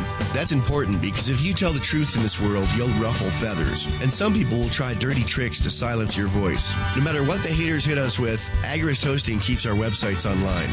If you have a mission-critical commercial presence or a world-changing activism site, you cannot tolerate any tomfoolery. So go with AgoristHosting.com. And if you want to get your foot in the door with decentralized marketplaces, Agorist Hosting is now offering Open Bazaar hosting. Go to agoristhosting.com, click on the button that says Get Hosted. Agorist Hosting, that's AGORIST hosting.com. The three most important things you can do for Free Talk Live are: 1, share one episode a week on Facebook or in some other social networking site. 2, buy the things you buy online through shop.freetalklive.com. 3, give $5 a month to the AMP program. It's my firm belief that Free Talk Live's AMP program is the best use of your charitable dollar among liberty-oriented organizations. Support all the organizations you love, but make sure you give $5 a month to AMP at amp.freetalklive.com. Ross Ulbricht was convicted in early 2015 of running the infamous Silk Road Underground Market. The Silk Road was a gift to humanity and helped reduce the harms brought on by drug prohibition. For this good deed, Ross has been sentenced to life in prison with no possibility of parole. Now, an appeal is Ross's only chance, and he needs your support. Please visit freeross.org, where you can contribute via various methods, including Bitcoin. Visit freeross.org. That's freeross.org. Do you love Twitter? Make sure you favorite the LRN.FM Twitter account so you can receive our tweets at twitter.lrn.fm. That's twitter.lrn.fm.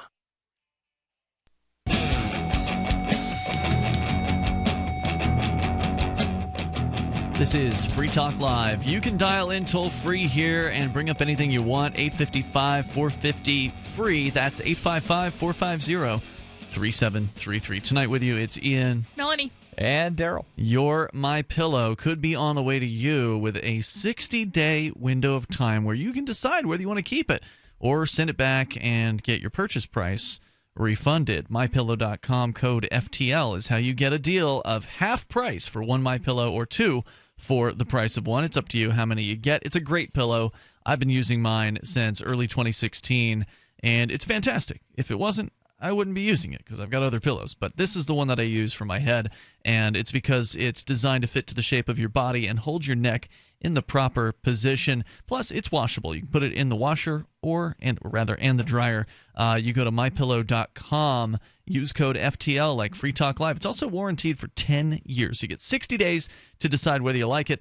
If not, you send it back, and they'll send you your purchase price back. mypillow.com, code FTL to get the special offer of half price for one MyPillow or two for the price of one. We were talking with Sarah in New Mexico, who has the confused position of believing that there is some sort of inevitable civil war coming, but yet at the same time not wanting to advocate for secession because she doesn't want the government to use violence. Because she's afraid of the Civil War that has been looming, her words, for about 30 years. Which she believes is inevitable, that it's coming soon. Right, that's basically what looming means. And I've been hearing for probably 20 years or so that the dollar's going to collapse in 6 months. Mm-hmm. Hasn't happened yet. It's not, it's not happened yet, obviously, but there are still some people saying it's going to happen within 6 months. Right. So at some point, you just have to realize that people are lying to you. Whether it's intentional or not, of this, it's going to happen within 6 months. That's a prediction. I mean, is it a lie if you actually believe that that's going to happen? I mean, I don't believe that for a moment, but... I didn't say you did believe it. Right. I'm saying, the people that still consistently for like 20 plus years saying this is all of the signs are there, it's happening. Yeah, if they keep saying it over and over again, then I would say that points to dishonesty. Right. At some point, you have to realize, people are lying to you.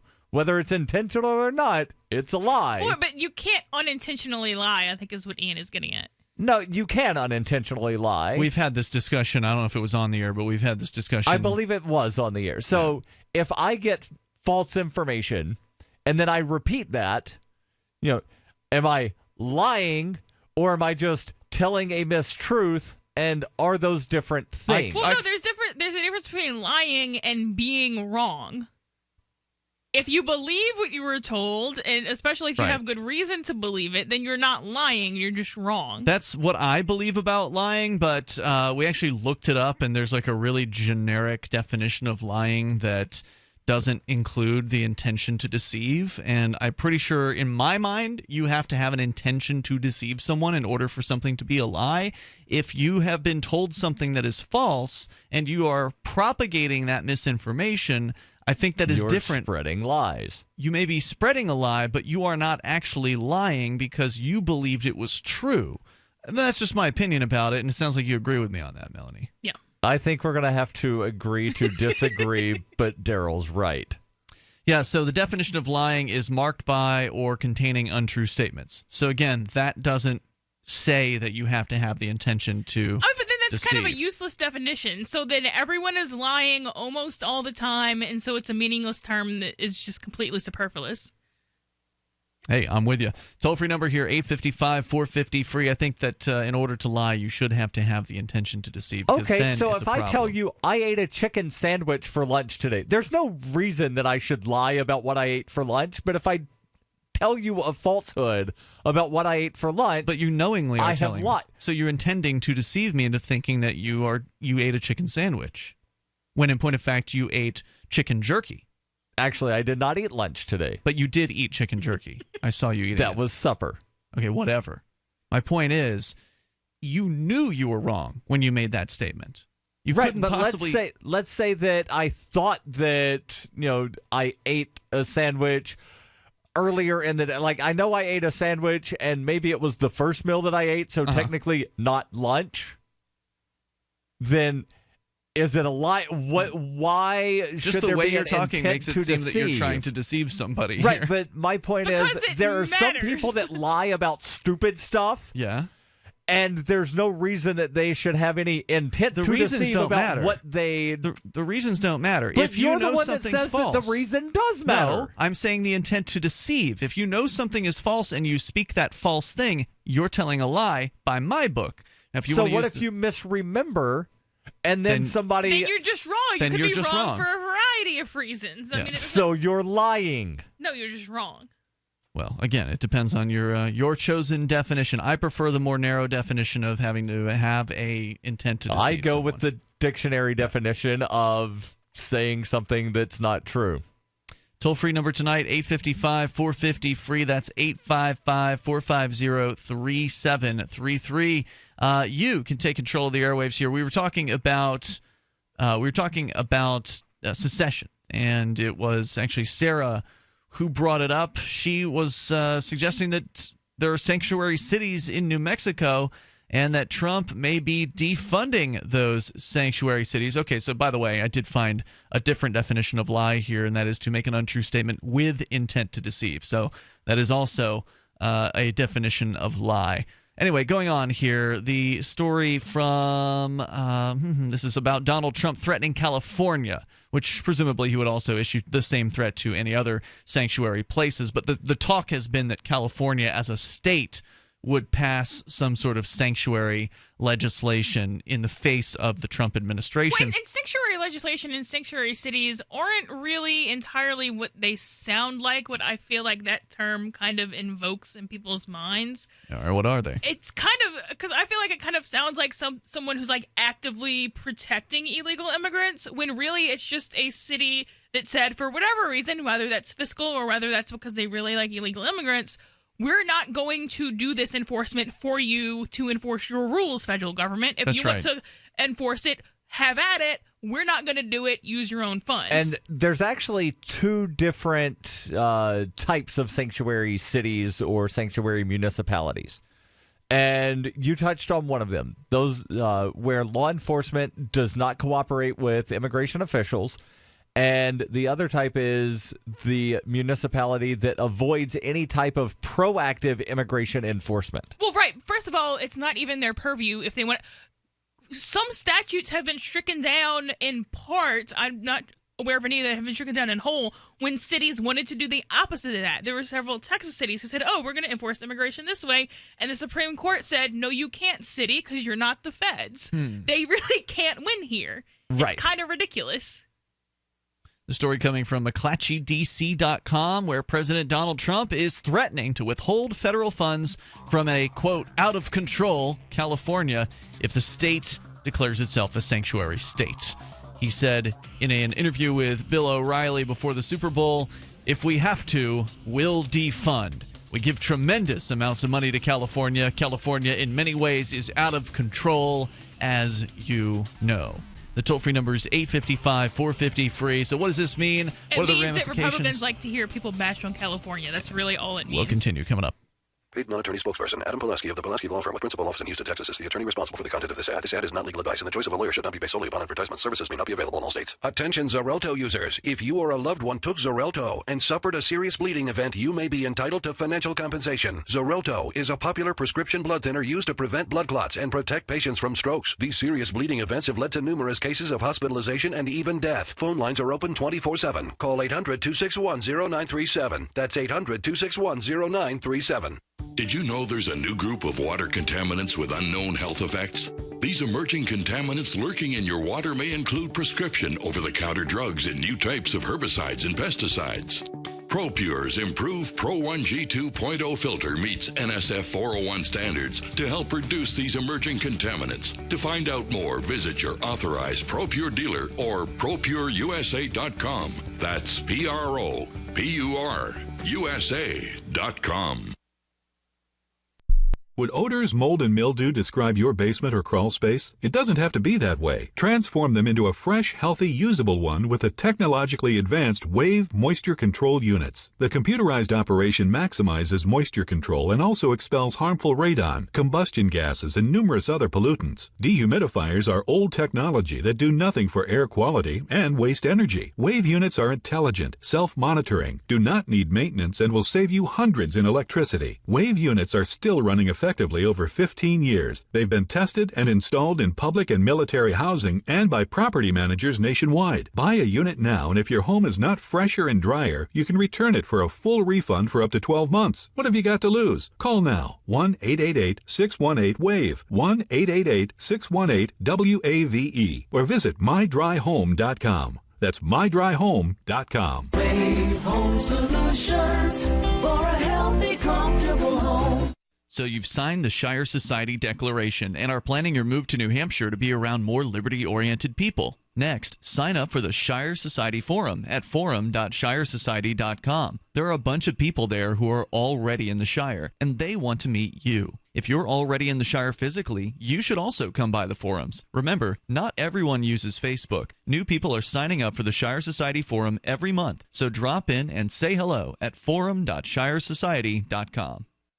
Did you know you can watch Free Talk Live during our live show 7 days a week from 7 to 10 p.m. Eastern via our studio cams at cam.freetalklive.com? Plus, you can chat with other listeners while you watch, all totally free. Now that our live video stream is hosted by YouTube, our video archives will be online even faster. So be sure to subscribe to our YouTube channel. Listen, watch, and chat all free at cam.freetalklive.com. That's cam.freetalklive.com. Bruce Springsteen completed his new sci-fi concept album Red Dust, which explores the lives of struggling 23rd century carbonite miners on Mars. The 14 tracks on the album address a range of everyday trials and tragedies faced by blue-collar Martian men, simply trying to put food on the table for their embryonically harvested juvenile clones while living under the hypocrisies of a corrupt planetary federation. In business, top financial experts have indicated that any hope of recovery for the struggling U.S. economy rests solely on Spokane, Washington resident Bill Laughlin, who is currently browsing the power tools section at Sears. At 10:10 this morning, Laughlin investigated a scroll saw which sent stocks soaring nearly 300 points. 15 minutes later, with Laughlin straying away to try on sunglasses, Congress called an emergency joint session to offer Sears tax breaks in exchange for sending an experienced salesman over to help. In other news, a local man pushes the 4 millionth button of his life, and an area teenager is smoking like he's been to f***ing war or something. This is the Onion News Network. If you enjoy LRN.FM, please contribute to your favorite shows via their websites and become an amplifier at amp.lrn.fm. That's amp.lrn.fm.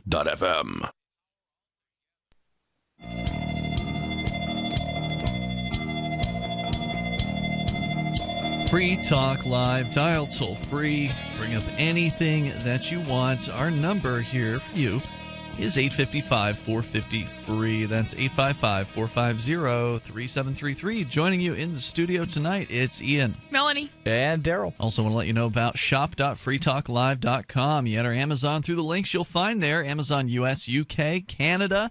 You go to the right Amazon for you. Free Talk Live gets a cut of the purchase price. You're paying the same price you would normally pay if you go to the regular Amazon URL.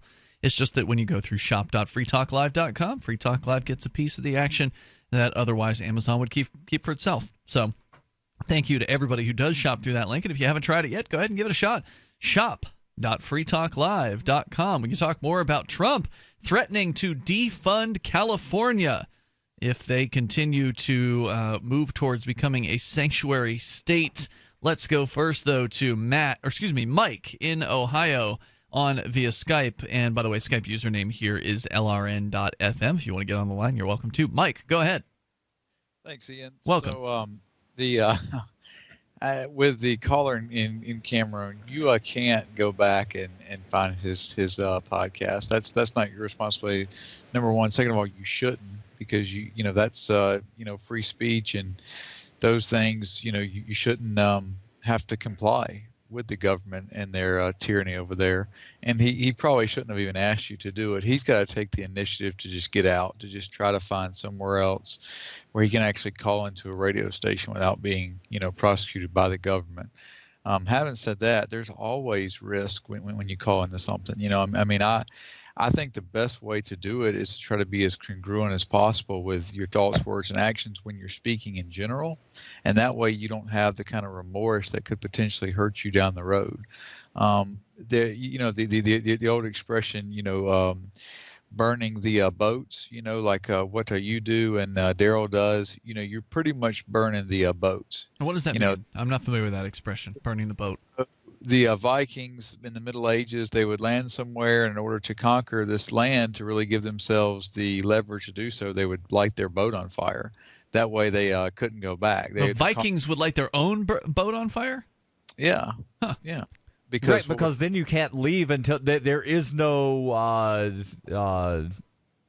turning around. You're there. Yeah. You stay until the job is done. There is no retreat. Right. Exactly. Until you build another boat, I guess. Gotcha. And you can finish that once you've conquered whatever. Got it.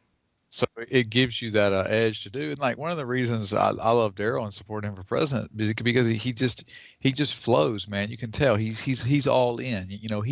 His purpose and journey in life is to spread liberty to the maximum degree possible. And that I think that you have to, I don't work in the liberty field. I work in the exact opposite. Not the exact opposite, but I don't work in the liberty field. So okay. But there's always concerns, and you just say, look, would I say this to my boss? And I feel very, very, or particularly someone that I could do business with. Yes, I feel very, satisfied with what I say and how I say it, and I think it's where you come from. And but you don't have the responsibility to take anything down. And I hope that I'll tell you what, in today's day and age, I'm just waiting for like 40 years from now to find out that they have like drones or something like circulating or something we don't even know about that can actually like pick up on what we say, like not when we call LRN.FM, but like just talking amongst ourselves. You're saying conversation, like a conversation in a room, like if you're in your bedroom with your wife, that they would be able to record that. That's what you're saying. I'm sure. If we live long enough, if the human race lives long enough, there'll definitely be a way to. Well, they can always activate your smartphone and use that as a microphone. Like a remote microphone, they can do that. Right. But as far as like if you don't have a electronic device on you and another person doesn't have an electronic device on them, it's going to be pretty hard for them to pick up audio from a room that's unbugged. So, I mean, I think you can still have private conversations, but what you're saying is you think there might be some sort of tool that they have that we're not aware of. It could be we're not aware of it. It might not be available yet, but I'm almost sure in the end it will be. In probably the next 100 years. And so, I mean, I think we have to start just being more comfortable with who we are. We have to stop blackmailing people for what they say. Well, we already have the ability to, record. If you get enough of what one person says, you can make them say anything you want. That software already exists. So, in the case of what you're talking about, it wouldn't even have to get to that point because technology is already to the point where any one of us that's been on the air for a week could have all of our voice injected into whatever this new system is that allows this to be done. And then if they want to have Darryl admit to committing some sort of criminal act, then they can make Darryl say that, even though Darryl never actually said that himself or whoever. And so that's going to really, I think, is going to call into question actually the veracity of a lot of evidence because, how can you prove that this person, the actual human, actually said this statement? Or is it possible that it was a computer program that used the voice of that person to say that statement? I think that's going to, at least currently, unless there's some kind of way to look at metadata or whatever of the file, it will definitely call into question of, hey, here's reasonable doubt. They've got programs that can make me say anything. Did you use that? Well, right, but there's all kinds of flimsy evidence and pseudoscience even that gets people convicted, so I wouldn't hold any faith in that happening. Yeah, no, I see what you're saying, but at the very least, it's going to allow people to question, and whether the jury will agree with it or not, of course, is another matter. Mike, anything else you want to share tonight? No, sir. Thanks. Thanks for having a great show. Thanks for the call. I appreciate that. Toll-free number here, 855-450-FREE. And they've even got technology now, and I've seen a demo of it on YouTube where they can take like a picture of a celebrity. George Bush, for instance, was what they did it with. So they had a video feed of George Bush like talking at some press conference.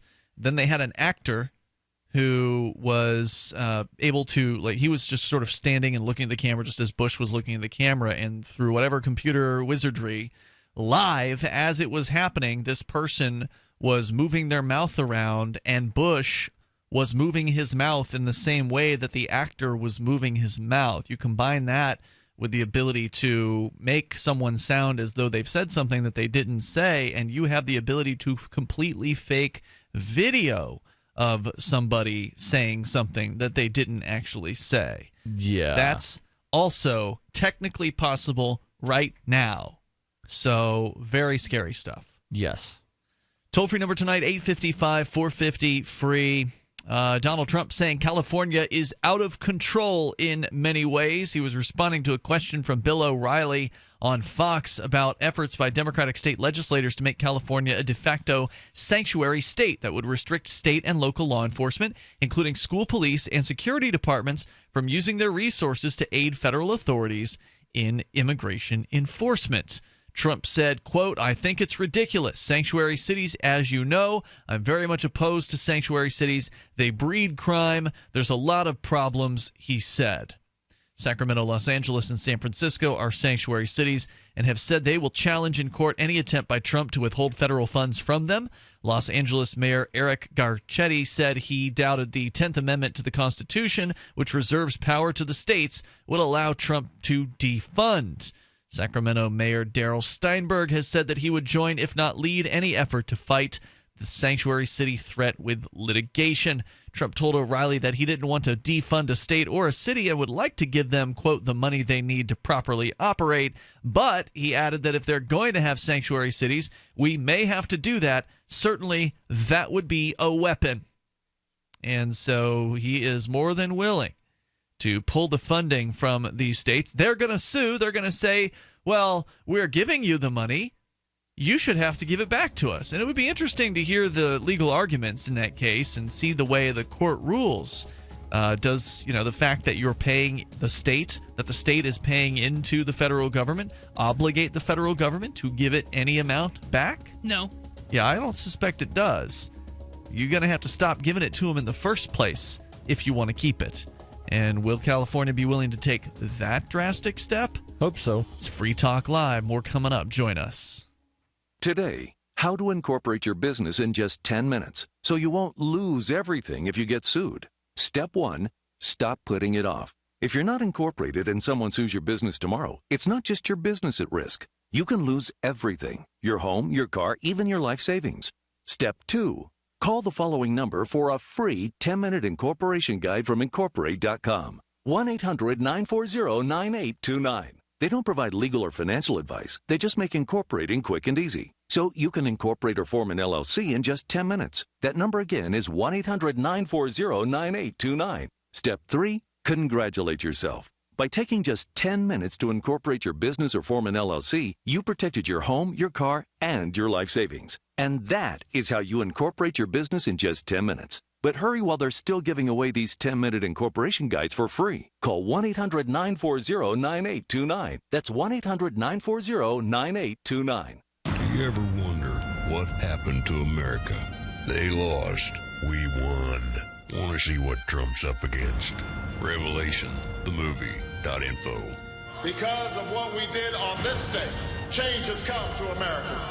The nation has been hijacked by international forces bent on global governance.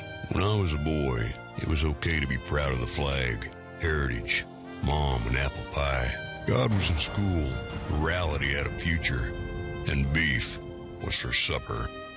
Revelation, dawn of global government. We're the solution. Americans. Ain't nothing more to it than that. Starring Alex Jones, Charlie Daniels, and Special Ops General Jerry Boykin. Theatrical screenings on demand. DVDs now available. Want to shed some tears over the red, white, and blue? Americans need to see this film. Revelation, the movie.info. Let's fix it. Since time began, tyrants have taken aim at personal liberties.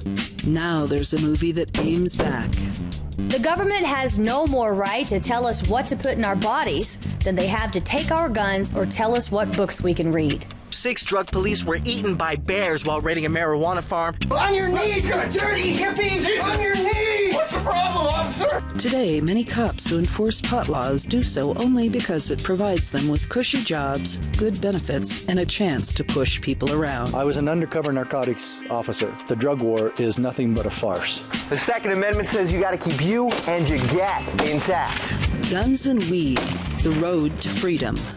A film by Michael W. Dean and Nima Vadadi. DVD available now at gunsandweed.com or on Amazon. That's gunsandweed.com. Makes the perfect gift. Remember, that's gunsandweed.com. For years, LRN.FM has had a listen line that you can call and listen to LRN.FM anytime. Now we're taking the idea to a new level with the LRN.FM audio on demand line. You can call 641-793-9660 anytime and listen to LRN.FM's live feed, and you can listen to a bunch of our original shows on demand. Long distance fees may apply. Just dial 641-793-9660 and choose from the menu 641-793-9660. The new 4th edition of Healing Our World, The Compassion of Libertarianism, will take your understanding of liberty to a deeper level and has over 1,300 updated references, new cartoons, and a foreword by Dr. Ron Paul. With discounts for multiple book purchases, the 4th edition of Healing Our World is a great gift for the liberals, pragmatists, environmentalists, and Christians in your life who think libertarianism is cold-hearted. Get yours today at healing.freetalklive.com and use promo code FTL for a $5 discount. You can put the Liberty Radio Network on the air in your area. Visit broadcast.lrn.fm to learn how. Broadcast.lrn.fm.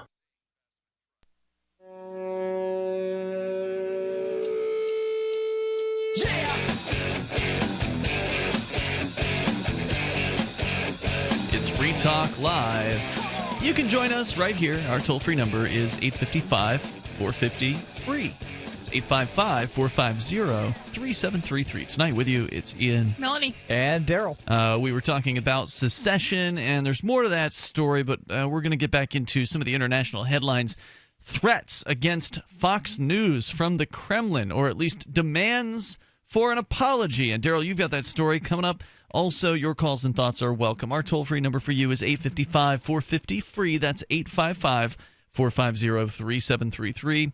And if you want to help support Free Talk Live, one of the ways to do it, one of the best ways, is to become a Free Talk Live amplifier. Please take a moment if you like the show, if you listen to the show regularly, and you appreciate the work that we're doing here, spreading the ideas of freedom, liberty, secession as far and as wide as possible, peace, then you can help support the show for $5 a month with any major credit card through PayPal. We've got Visa, MasterCard, American Express, so we can take right there on the AMP page, and also Bitcoin. So if you want to AMP with Bitcoin, we can handle that. You just go to amp.freetalklive.com. AMP stands for Advertise, Market, and Promote. It's amp.freetalklive.com. And you get perks like access to the AMP-only call-in lines, the AMP-only Facebook group, the AMP-only podcast, and more. It's amp.freetalklive.com. So, Darryl, what is going on with the Kremlin? Well, it's that big, horrible building in Russia, and the people inside of that building are not happy with Bill O'Reilly. Headline from the New York Times: Kremlin asks Fox News to apologize to Putin after O'Reilly calls him a killer. And was this in the same interview we were just talking about, where Trump was interviewed by him prior to the Super Bowl? Is that the one? Yes. Okay. Trump was interviewed by Putin yesterday. Trump was interviewed by O'Reilly yesterday. That would be interesting, though. Putin Trump's actually yet to meet with Putin. Right. Russia is seeking an apology from Fox News after Bill O'Reilly described Russian President Vladimir Putin as a killer during an interview with President Trump. That's a pretty mild insult for a world leader. Now, wasn't he with the KGB at some point in the past? I believe so. Yeah. Well, he's the ruler of Russia. I mean, that's a completely, non-insult. Well, I mean, he himself. The question is, has he actually killed someone? I don't know. I'm sure he's ordered hits because he's the certainly ruler has. of a country. Right. I mean, he's ordered bombs dropped. So he he's ordered, has, in fact, killed people. by proxy, yes. He And is. I try to be nice to Russia, especially. Do you? Why? Because of Snowden. Oh, okay. Well, but they the enemy of definitely the kill enemy. people like every other government. yeah.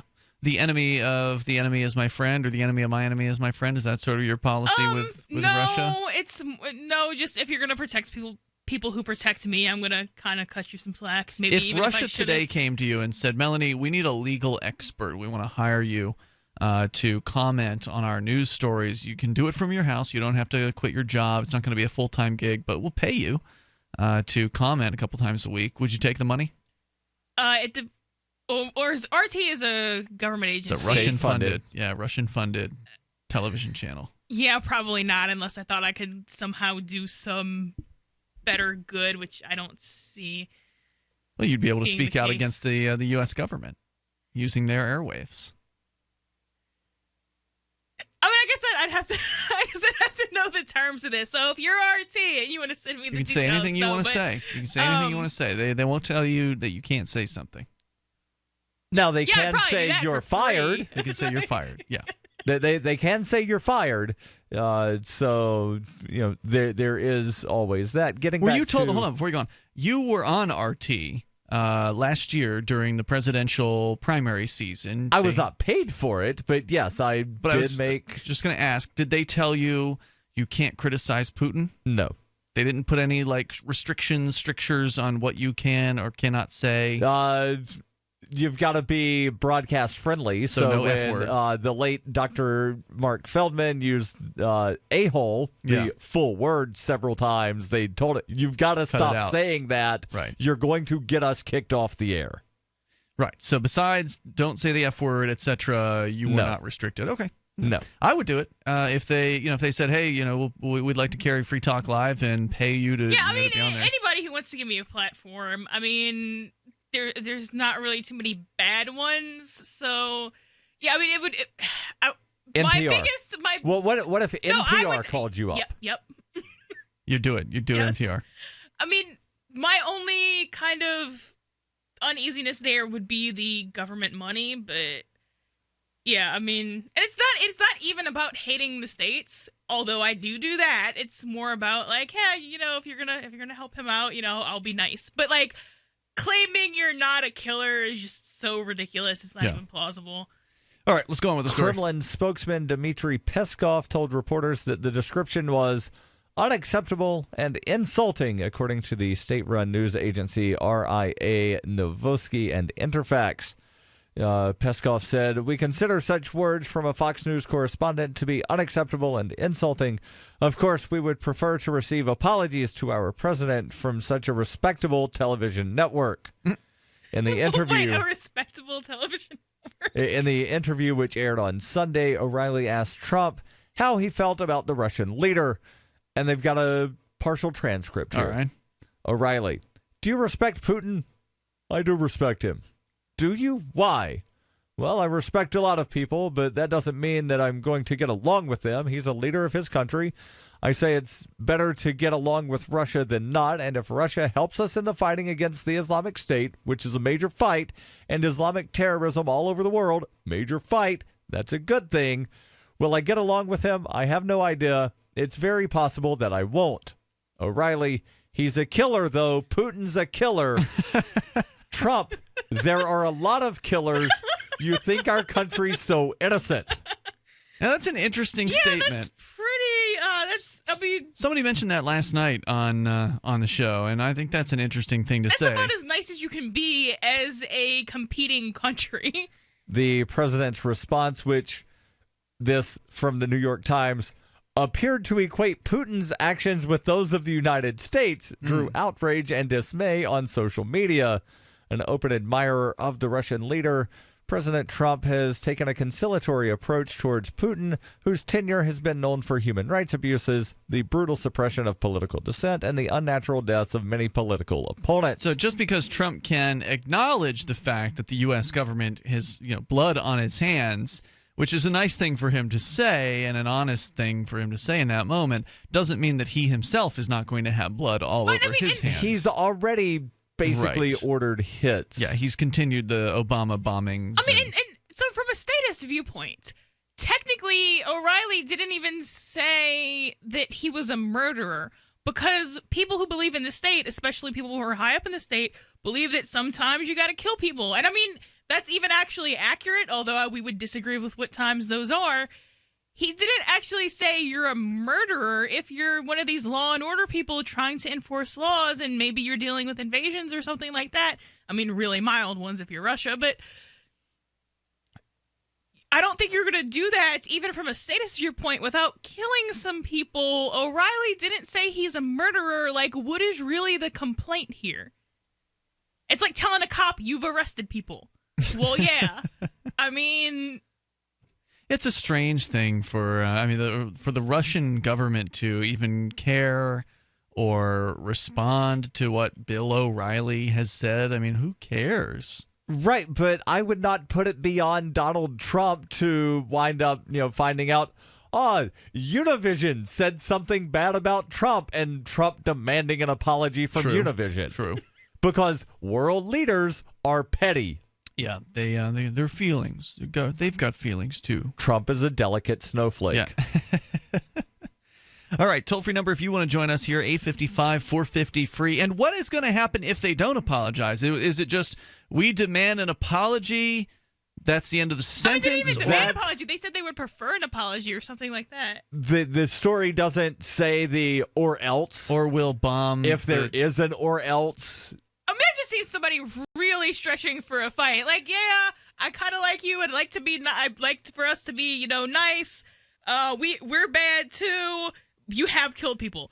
Like, you're like looking for a fight at that point, if that's what you're complaining about. What I find to be, sort of, hilarious about this are the people within the Republican Party that are upset at Trump for even acknowledging that the United States has ever done anything bad. Right. Yeah. And that's the one part I support him on. I would think the Republicans would hate what Trump said there. They do. Right, they do. Yeah. They're all up in arms because how dare you mention that America ever did anything other than America, red, white, and blue, apple pie, and bald eagle hot dogs. The toll-free number tonight, 855-450-FREE. That's 855-450-3733. Baseball, when we do Super Bowl, America. It's not killing. It's the legal taking of a life. It's Free Talk Live. America.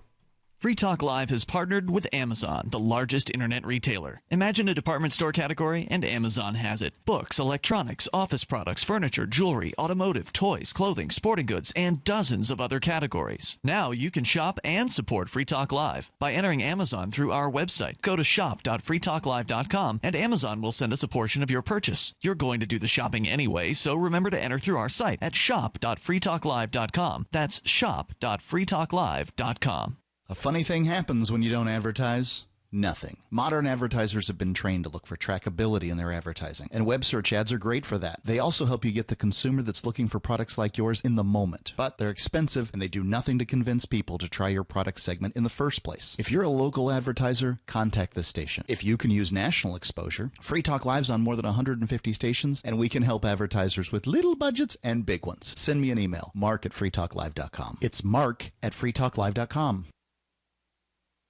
Cell 411 is a free app for Android and iOS that replaces government-controlled 911. Cell 411 allows you to preset a group of friends or private organizations to show up in any emergency. Cell 411 is a nightmare for the state because it proves their so-called services aren't needed. Cell 411 has had thousands of installs, and of course it's covered by the BIPCOT no government license. Cell 411 because your friends won't shoot you when you're in trouble. Without the government, who would build the emergency services? You and Cell 411. Get it today at getcell411.com. The three most important things you can do for Free Talk Live are: 1, share one episode a week on Facebook or in some other social networking site. 2, buy the things you buy online through shop.freetalklive.com. 3, give $5 a month to the AMP program. You likely buy all kinds of things online. Amazon is the largest online retailer. You can get what you need at the same prices with free Super Saver shipping by going to shop.freetalklive.com. Please do your online shopping at shop.freetalklive.com. You're listening to the live edition of Free Talk Live. Hour number 3 is next after the news here on the Liberty Radio Network at LRN.FM. From Keene in the Shire, the Liberty Media capital of the world, this is Darryl W. Perry, host of FPP Radio News for Monday, February 6th, 2017. Silver is trading at $17.63 per ounce. Gold is valued at $1,229 per ounce. Bitcoin is trading at 1.6 cents, and the average price of Bitcoin is $1,039.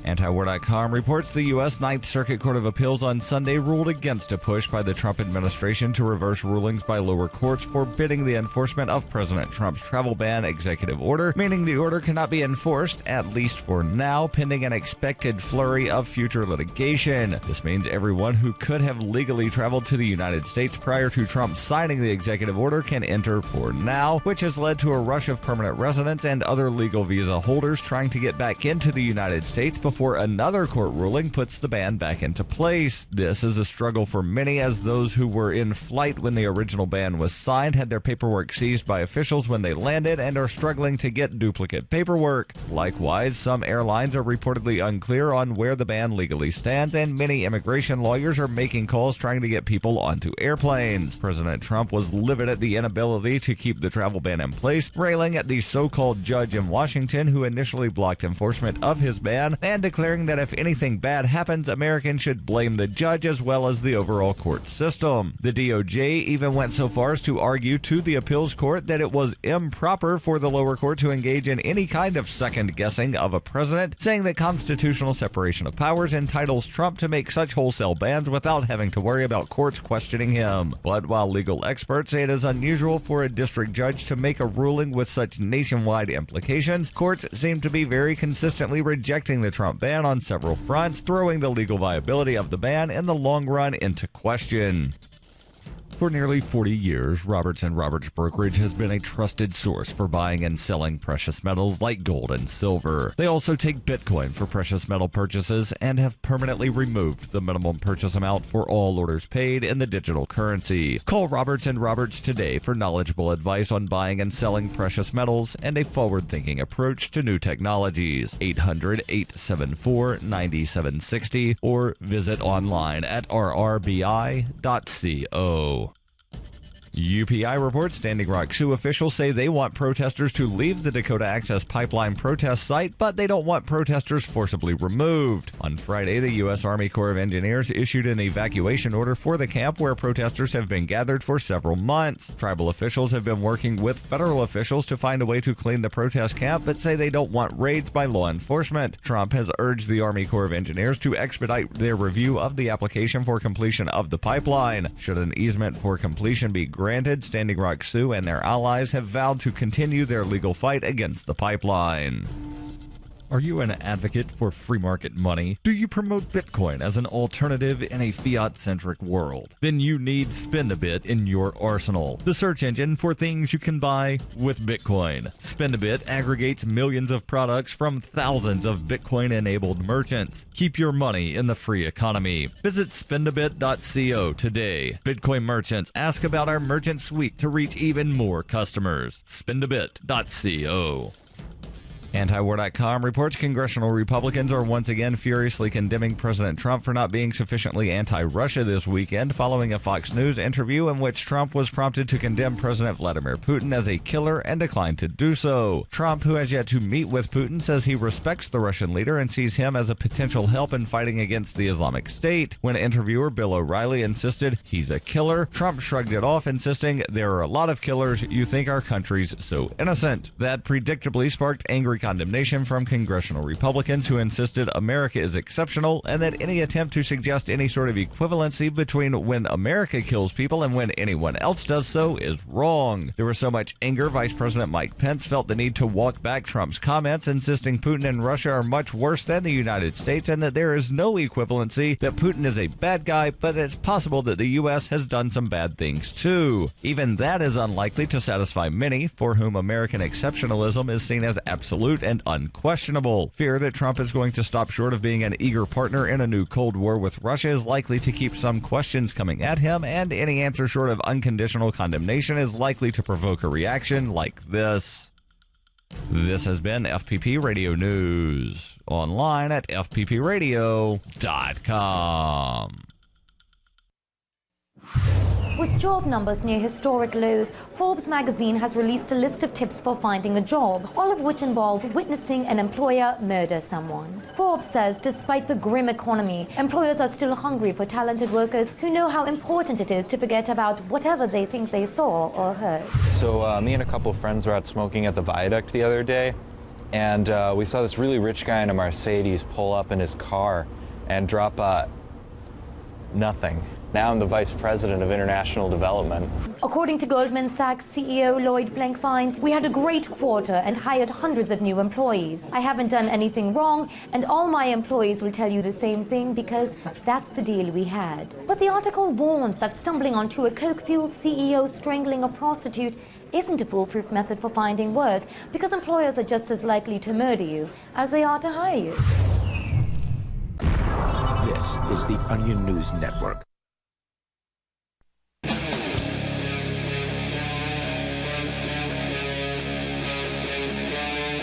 Free Talk Live. It's Free Talk Live. Dial on in toll free. Join us right here. Our number is 855-450-FREE. That's 855-450-3733. We do have Skype, and the Skype username is lrn.fm. Tonight with you, it's Ian, Melanie, and Darryl. And coming up, the end of the war on drugs in the Philippines, or is it just a temporary halting? We'll tell you more about what's going on with the bodies piling up due to President Duterte, who's been called the Trump of the Philippines ever since he got elected last summer. It's been countless. I mean, I guess they have counted them, but a lot of bodies, like more than several thousand people have been killed by vigilantes and the police, and the president claiming that he will pardon any police officer who is brought up on charges involving killing somebody extrajudicially, because that's what that's called, extrajudicial killing, where the police officer is judge and jury and executioner right there on the street and just bypassing the whole due process and any rights that somebody might have by virtue of the fact that they're a human being. So we'll talk more about that. But first, we go to Parker. He's in Washington State on via Skype, and our Skype username, by the way, is lrn.fm, should you wish to call us. Hey, Parker. Hey, Ian. Hey, Darryl. Melanie. Hey. So, I assume that you guys probably talked in detail about the UC Berkeley riot. No, I mean, we know it existed, but no, I don't think we talked in detail about it. We weren't there. Right. Well, I mean, I thought that you might have given some coverage on it or sort of talked about it. As I understand it, there was this Milo Yiannopoulos guy who is very controversial, I guess, and some people really, really, really didn't want him speaking on the Berkeley College campus, and so they committed some violent acts and gave him a national audience instead of a room full of college and people. One theory is that Milo actually wound up hiring the rioters. Really? Because he knew that Trump was going to come up with some proposal of any college that accepts federal funding that doesn't allow free speech on campus doesn't get federal funding. Mm-hmm. So what better way than, let me hire some rioters to wind up protesting to where I can't speak on campus, and then that gives Trump the platform to roll out his announcement of we're going to withhold federal funding, and it gives Milo a national audience instead of a room of 50 people. Is there any evidence that he hired the rioters, or is that just pure speculation? There, to my knowledge, is no evidence. It's just pure speculation. And I'm guess reporting it as speculation. Right. I mean, I almost hope that's true, because otherwise there's some really, really stupid people out there who thought that this was a good idea, but I don't think so. I think there's just a lot of really stupid people out there who think that this was a good idea. To riot, you mean? Yes. Yeah, I mean, riots always seem really stupid to me. Like, there's people destroying things after the Super Bowl, for instance. There were people destroying stuff about pumpkins. Exactly. So there's Yay, pumpkins! Let's light a car on fire. Very rarely some intelligence behind riots. I mean, riots are usually not intellectual, but I mean, rioting against a speaker you don't like seems to me particularly stupid, because okay, so he's going to go to this college and talk to 15 people. And by the way, like, when I was in undergrad, I was not aware that people saying stupid things on a college campus was grounds to be able to light things on fire. Because if it was, I could have lit so much stuff on fire. Well, if you're a pyromaniac, the sun coming up is an excuse to light things on fire, right, because you just like fire. And I mean, I don't really know that much about Milo. I know he's right-wing. I don't think he's an anarchist or libertarian. No. Anything like that. He's talked about how horrible libertarians are. He's an alt-writer, but for some reason any of his work. He's going to be at an Acapulco, so I don't know. We might actually end up talking to the guy. But because he's anti-liberal, and some people think that means libertarian, because some people are idiots. Anyway, Parker, what about it? I mean, you're in Washington, so I presume you weren't there. I wasn't there, but I'm sort of conflicted on it, because on one side, if California secedes, I would like to sort of stand alongside them and sort of fight the good fight of secession. But on the other side, as a libertarian who believes in free speech and being able to express oneself without social or, without the fear of being punched in the face, I sort of feel as though I'm walking a very fine line, These people, are you judging that on California or on the activities that go on a college campus?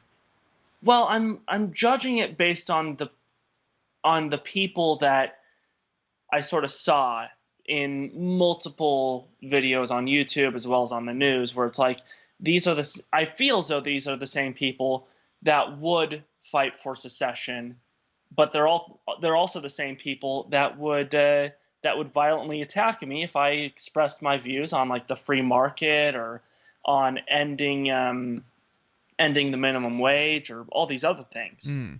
Well, politics does create strange bedfellows, as they say. People who don't generally like one another may end up working together on... I mean, and that's true. That's true even of libertarianism. I kind of think fairly often, like, there's some people who, and I don't dislike them in any way, but, like, I kind of think to myself, like, if we had a free market, these are probably not the people I would be around. And I mean, that's not true of everybody, obviously, but it's, and they're good people, but we just live so differently that it's like, if we weren't both fighting the state, I probably would have never met this person. Yeah, definitely. But there's one other thing that I'd like to bring up, and I don't know how much time you have in this segment or whatever. Hold on, before you go on. I say, work with who you can work with. If if you want to help people with secession, help them with secession. It's unlikely that if you go on an internet forum or, show up at a planning meeting or something for Yes California, that somebody's going to go ahead and clock you across the head with a truncheon or something like that. So it kind of depends on the circumstances that you're in. If you find yourself in the Berkeley riots where people are running around pepper spraying innocent women, then that might not be a time to speak out unless you want to take that risk. But in most circumstances, I think you're going to find that the people who are supporting secession are trying to work within the system. They are people who are, in this case right now, collecting 500-something thousand petition signatures in order to get on the ballot. So there are a lot of ways that one can probably help them, most of which probably require you to be in California. But, you might be able to help out on the internet. I don't think you have to worry on average about somebody just randomly attacking you because they don't like what you have to say. I mean, rioters and crowds tend to need to be whipped up in order to behave in a violent manner. And it's not to say that you're perfectly safe everywhere you go. Obviously, there is risk, but if there's not an active riot going on, there's a good chance you're not going to get caught up in violence. And a college is kind of a more dangerous place anyway. Not that they're like the most dangerous place ever, but I mean, especially so a college in California is a gun-free zone inside of a gun-free zone. Mm-hmm. So it's not the most dangerous place on earth, but it's not the safest place in the States either. So if there's places in California outside of defense-free zones, then maybe I don't know if you're talking about doing this in real life or on the internet or whatever, but yeah, I mean I work with the people who I can work with on issues we agree with. I don't think there's a single human being on earth who agrees with me with every anarchist philosophical position. Mm-hmm. Right. But I feel as though California, if they were to do it right and they just got so fed up with the federal government, as I think that they should be by now, they should just get X amount of delegates together who all unanimously agree on secession, draft up a Declaration of Independence, mail it to the White House. That's a great idea. They're taking the initial steps on that right now with the Yes California campaign. So what was the second issue that you had? The second issue is, so I was talking with some friends on Facebook about rioters, and I see that we're coming up to the break, so... You're not supposed to mention break. Sorry. He's a caller. He's not supposed to know the rules. Basically, I was wondering, between my friends and I, under what circumstances would it be okay for me to use lethal force, hypothetically? We'll talk about it. I don't know if you mean against the rioters or as a rioter, but we'll continue. It's Free Talk Live. The following is an incredible, life-changing free offer for anyone with hearing problems who wants to start hearing everything more clearly again. We're now offering free in-home trials of a revolutionary hearing breakthrough called Listen Clear to anyone who calls this special toll-free number now, 1-800-956-9829. Call in the next 10 minutes and you'll also qualify for free shipping and free batteries for life. Listen Clear is precisely designed by top audio engineers. It adjusts to let you find the perfect way to hear everything, wherever you are and whatever you're doing. And Listen Clear is so invisible, people may not even know you're wearing it. And it's so lightweight, you may even forget you're wearing it too. Don't miss this special life-changing opportunity to hear everything more clearly again for free with a 100% free in-home trial, free shipping, and even free batteries for life. For free information, call now. 1-800-956-9829. That's 1-800-956-9829. 1-800-956-9829. Back pain doesn't take vacations. It never celebrates holidays. It's on the job 24/7 to keep your life exactly where it is, in limbo. But it doesn't have to be that way, because Laser Spine Institute can help you take back your life from chronic neck and back pain. With a less than 1-inch incision, our minimally invasive procedures have provided relief to over 60,000 patients with a 97% patient satisfaction rate. So get ready to stand tall and live the life you've imagined for yourself without pain. Are you or a loved one suffering from a bulging disc, herniated disc, spinal stenosis, pinched nerve, or degenerative disc disease? Call our spine care consultants now at 855-519-BACK. For a no-cost MRI review and to learn more. It's time to say goodbye to chronic neck and back pain. Call 855-519-BACK now to see if laser spine surgery is right for you. That's 855-519-BACK. What have you got to lose? Laser Spine Institute, the leader in minimally invasive spine surgery. Hey guys, Mark Claire here, lionsofliberty.com, where we strive to advance the ideas of liberty daily. We bring you the Morning Roar. That's right, every Monday to Friday we'll have a brand new edition of the Morning Roar, where we provide a roundup of some news stories that you may not find in the mainstream media or even in your typical social media newsfeed. We find stories that relate to the ideas of liberty and provide you with our liberty perspective on them. Every Monday, we have our longest-running feature, Mondays with Murray, named after the great libertarian Murray Rothbard, where we'll examine an article or an excerpt from his works and help convey his view, along with our little spin as well. We wrap it all up every Friday with Felony Friday, where our own John Odermatt goes out and takes a look at some sort of felony. There's felonies committed every day, you know, whether it's a felony committed by the police, a politician, or even an average citizen. You can find all of this and so much more over at lionsofliberty.com, advancing the ideas of liberty daily. If you want to know the latest about Free Talk Live before we go on the air, all you need to decide is how you want it delivered. It's your choice. Visit news.freetalklive.com. You can get emailed announcements and participate in contests via our email updates list. Plus, we have a Twitter account that you can follow and a Facebook page where you can become a fan. So visit news.freetalklive.com to get news about Free Talk Live as soon as it's announced and the way you want it delivered at news.freetalklive.com. That's news.freetalklive.com. For Bitcoin to be ubiquitous, people need to use it. For people to use it, they must have it. How can we get Bitcoin into more hands? Tipping. What if you could include a bonus Bitcoin tip along with your regular tip to a server? What if that Bitcoin tip returned to you if unclaimed after 30 days?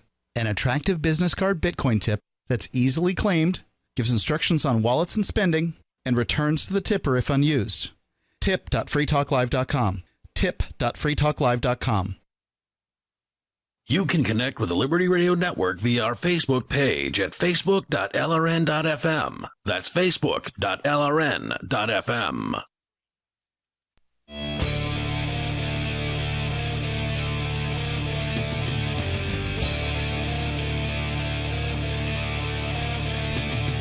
This is Free Talk Live. Dial in toll free. Bring up anything that you want. Our number here is 855-450-FREE. It's 855-450-3733. We've got Skype, and the Skype username is LRN.FM. With you in the studio tonight, it's Ian. Melanie. And Darryl. You want to save big time on your purchases at Amazon, 10, 15, 20, 25%, maybe even more? You go to saveatpurse.com, get started there. Now, here's the catch. You got to have Bitcoin or some other cryptocurrency that they can accept over at saveatpurse.com via their Shapeshift integration. If you don't have cryptocurrency like Bitcoin, then Save It Purse is not going to work for you. So this is a killer app for those of you with cryptocurrency. This is one major reason why you should consider getting it. Because if you ever buy stuff on Amazon, why wouldn't you want to pay less? Why wouldn't you want to save 20%, 10% on Amazon? I've saved all of those numbers. You get to choose your discount. It's incredible, and it works. It sounds too good to be true, but this is for real, and I've been using it for more than 2 years, so they're not some fly-by-night operation that's going to disappear tomorrow. They have been saving people a lot of money. I've saved over $1,500 on stuff I was going to pay full price for anyway. So why not save money? Go to saveatpurse.com, saveatpurse.com. That's saveatpurse.com. As we go back to Parker, you were calling in about the riots going on a Berkeley College campus, and you were asking your friends, I guess, about something about violence. You were kind of trying to make a point there before we had to go to break, so go ahead. The idea is if you have a firearm in your possession and you see someone either committing acts of vandalism or acts of assault or are in the preparations of committing those acts of vandalism or assaults, do you have the right to use whatever force proves necessary, up to and including lethal force, to stop the vandalism or assaults as they happen? Generally, yes, but with a couple of caveats. Melanie is not an attorney, but she did go to law school. Oh, yeah, well, right. This is a moral question. Is this a moral question or a legal question? I was assuming it was a moral question. Why can't it be both? I think he's asking both. Okay. Right. Which cap are you putting on here first, moral or legal? Let's go with the moral question, because I think that's the more important aspect to look at. Not necessarily. Okay, well, yeah, it is. Well, it depends. Are you wanting to defend someone without going to jail, or do you not mind going to prison for the rest of your life? Or do you just want to see what the answer is, because that's also a fun use of time. Or are you trying to figure out how to go to prison for the rest of your life? All right, so let's hear it, Melanie. In general, you have a right to defend yourself and other people. But he was talking about vandalism. Includes yourself he and also said other assault. people. Other people's property includes other people. Yeah. Okay. So if you see somebody in the act of or in preparation of, which is more of an assault on property or a threat on property or a threat on a person, then yes, you have a moral right to defend that, except for two things. One, we're talking about a college campus, so we're talking about a lot of ownerless property. Okay, Now, so but let's say it's DC, for instance. If it like the Still Trump, a lot of ownerless property. wait, so like a Starbucks in DC wouldn't be considered owned well, no, by Starbucks in DC is definitely private property. All right, so what about Okay, so let's use that as an example. Okay, so yes, a random person can defend other people and other people's property, but you can't do it to the extent, because when you're defending someone else's property, you're defending something on behalf of someone else. So you can't really act outside of what you have reason to believe they would want you to do. So if you think that Starbucks would not want you to shoot somebody for breaking their window, and I feel like I have good reason to believe that because they don't want guns in their stores, then I would say you're acting in conflict of what they want, what defense they want to use, because defense belongs to the victim, even though other people can kind of act on their behalf. You can't act on the victim's behalf in contrary to what the victim has expressed. Which you may or may not know. Right, but in a circumstance, and further, you got to also be careful. Starbucks is a bad example of that because we kind of have a good idea. Well, okay, but here's another example. Like, maybe the Starbucks one won't play into this very well, but in a circumstance where someone is going to get hurt, there maybe is a fight outside of a bar. Right, let's use the assault thing. Yeah. Because that's easier. Well, possibly. Where I was going with this was you don't necessarily know what you're getting into in a lot of cases, so you don't know who you're really defending or who the attacker was, right, or if they're filming a movie, or if you insert yourself in a situation, you better be damn sure you know exactly what's going on. Right. So the situation that I was going to mention is, let's say you walk up on something to where you see one person on the ground and somebody, punching the person in the face. Right. You could, a reasonable person would be led to believe that the person on top that's throwing the punches is the assaultee or the assaulter, and the person on the ground is the one being assaulted. But you don't know if maybe the person laying on the ground getting assaulted just tried to mug the other person. Yeah. And you go and you defend the person being punched. Well, you just helped the mugger get away. Well, yeah, and so if you're walking on the middle of it, it's a little bit more difficult. But if you're seeing people being attacked initially, you usually, especially if it looks pretty random, and then technically you don't know, because you don't know what kind of retaliatory force they have on those people, or if they know who they are. But you have a pretty good idea if people are just randomly attacking people, what appears to be randomly in a public place, that they're the aggressor. If you see that initiates, you definitely have a right to step in. Right, but if what you see is, one person running down the street and somebody running after them, you don't know that the person that's doing the chasing, if they're trying to assault the person or if they're chasing after somebody that just stole their wallet. Right. That's true. And so that does get a little bit more difficult. So if you don't know, the safest thing nap-wise is to kind of just stay out of it. NAP is the non-aggression principle. Now, I think I want to go back briefly to the store window being smashed, because I don't think you have a right to shoot somebody over that. I just, it's the classic example of, what if the girl smashes an old man's flowers outside of his, she's dancing on the flowers. Does the old man have the right to come out and blast her? Because I think that most stores would not want that to happen. What if the store did want that to happen? I don't think that you have the right to take somebody's life over a broken window. Well, right, but you're making a lot of assumptions over the value of a broken window. And I think that I agree with your overarching kind of value statement that I think is implied. You generally have, as I understand it now, legally, don't you have the right to stop an aggressive force up to the point where it is stopped? Like, you can use an amount of force. Depends on what state you're in. You don't have that a lot. In New Hampshire, you can stop at least crimes against a person. Right. When it comes to a human, they kind of let you get away with stopping crimes against property. They don't really allow retaliation, and is usually illegal. Well, when you look at it from this perspective, if if a rioter smashes a Starbucks window, Starbucks is now operating at a loss. So if I were to fire a warning shot and say, stop what you're doing before I shoot, they're going to do one of two things. They're either going to run, they're going to keep doing what they're doing, or they're going Or they to, call your bluff. Because, again, I don't think... Thank you for the call, Parker. We're kind of here. 855-450 free. It's Free Talk Live. Paid non-attorney spokesperson Adam Pulaski of the Pulaski Law Firm with principal office in Houston, Texas is the attorney responsible for the content of this ad. This ad is not legal advice, and the choice of a lawyer should not be based solely upon advertisement. Services may not be available in all states. Attention Xarelto users. If you or a loved one took Xarelto and suffered a serious bleeding event, you may be entitled to financial compensation. Xarelto is a popular prescription blood thinner used to prevent blood clots and protect patients from strokes. These serious bleeding events have led to numerous cases of hospitalization and even death. Phone lines are open 24/7. Call 800-261-0937. That's 800-261-0937.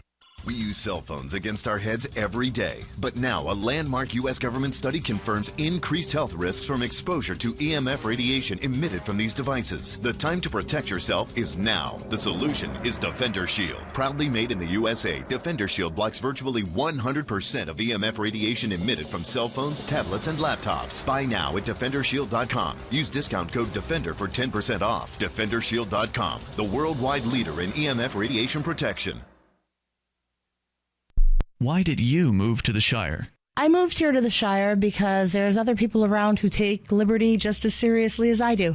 I moved to the Shire because I saw videos of people challenging authority and thought that I could get support myself. It called to me, like, do this right now. I wanted to be around people like me who got it, and once I got here, I knew there was nowhere else that I wanted to be. I've always wanted to change the world, so I moved to the Shire to join people who were actually working towards doing the same thing. The people here are awesome, loving, and positive. It was for the adventure and for the feeling of something important is happening here, and I just wanted to come to sort of be part of that. Visit ShireSociety.com to read and sign the Shire Society Declaration and learn the reasons why, if you love liberty, you should immigrate to the Shire. Plus, add yourself to the Shire map at ShireSociety.com. That's ShireSociety.com. We've all heard about blockchain assets like Dogecoin, Ether, and Ripple. Bitcoin isn't the only player in the blockchain game any longer. And for those of us wondering how to get our hands on these digital assets, finally, there's a solution. Shapeshift.io allows you to buy and sell between your digital assets and Bitcoin instantly between your own digital wallets. I've used it with ease. Shapeshift.io. There's no account or email address needed. You send them the crypto you want to sell. They send back the crypto you want to buy. It's that easy. Shapeshift.io. Here's a chance to do a little activism while you're cruising Facebook, Twitter, or Google+. Between the LOL cats, the recipes, the hot girls, and the inspirational sunrise memes, Free Talk Live's posts pass by your newsfeed. Like them, comment. It gives us more exposure. If you don't see our posts, click like at facebook.freetalklive.com and then hover over it to click Get Notifications. It's an easy way to spread the ideas of liberty a bit further. I know you're busy, but you can spare that 1/10 of a calorie it takes to click on something. facebook.freetalklive.com. So the protection of life, liberty, and property is what the Free State Project is all about. But it's an effort to move 20,000 people who understand. It's about demonstrating to the entire country that, yeah, we can have a free market, a truly free market. Making it just a freer, great place to live.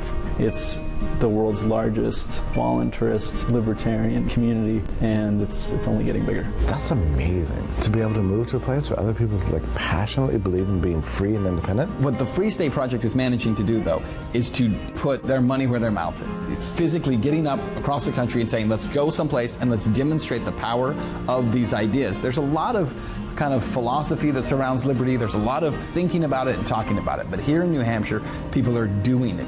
101 Reasons Liberty Lives in New Hampshire, a documentary by Free State Project Early Movers. Watch it free at 101reasonsfilm.com. 101reasonsfilm.com.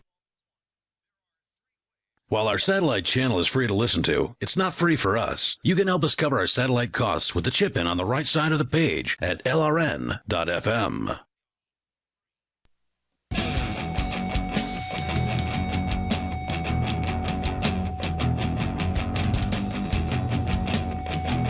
Free Talk Live. You can join us right here. The toll-free number is 855-450-FREE.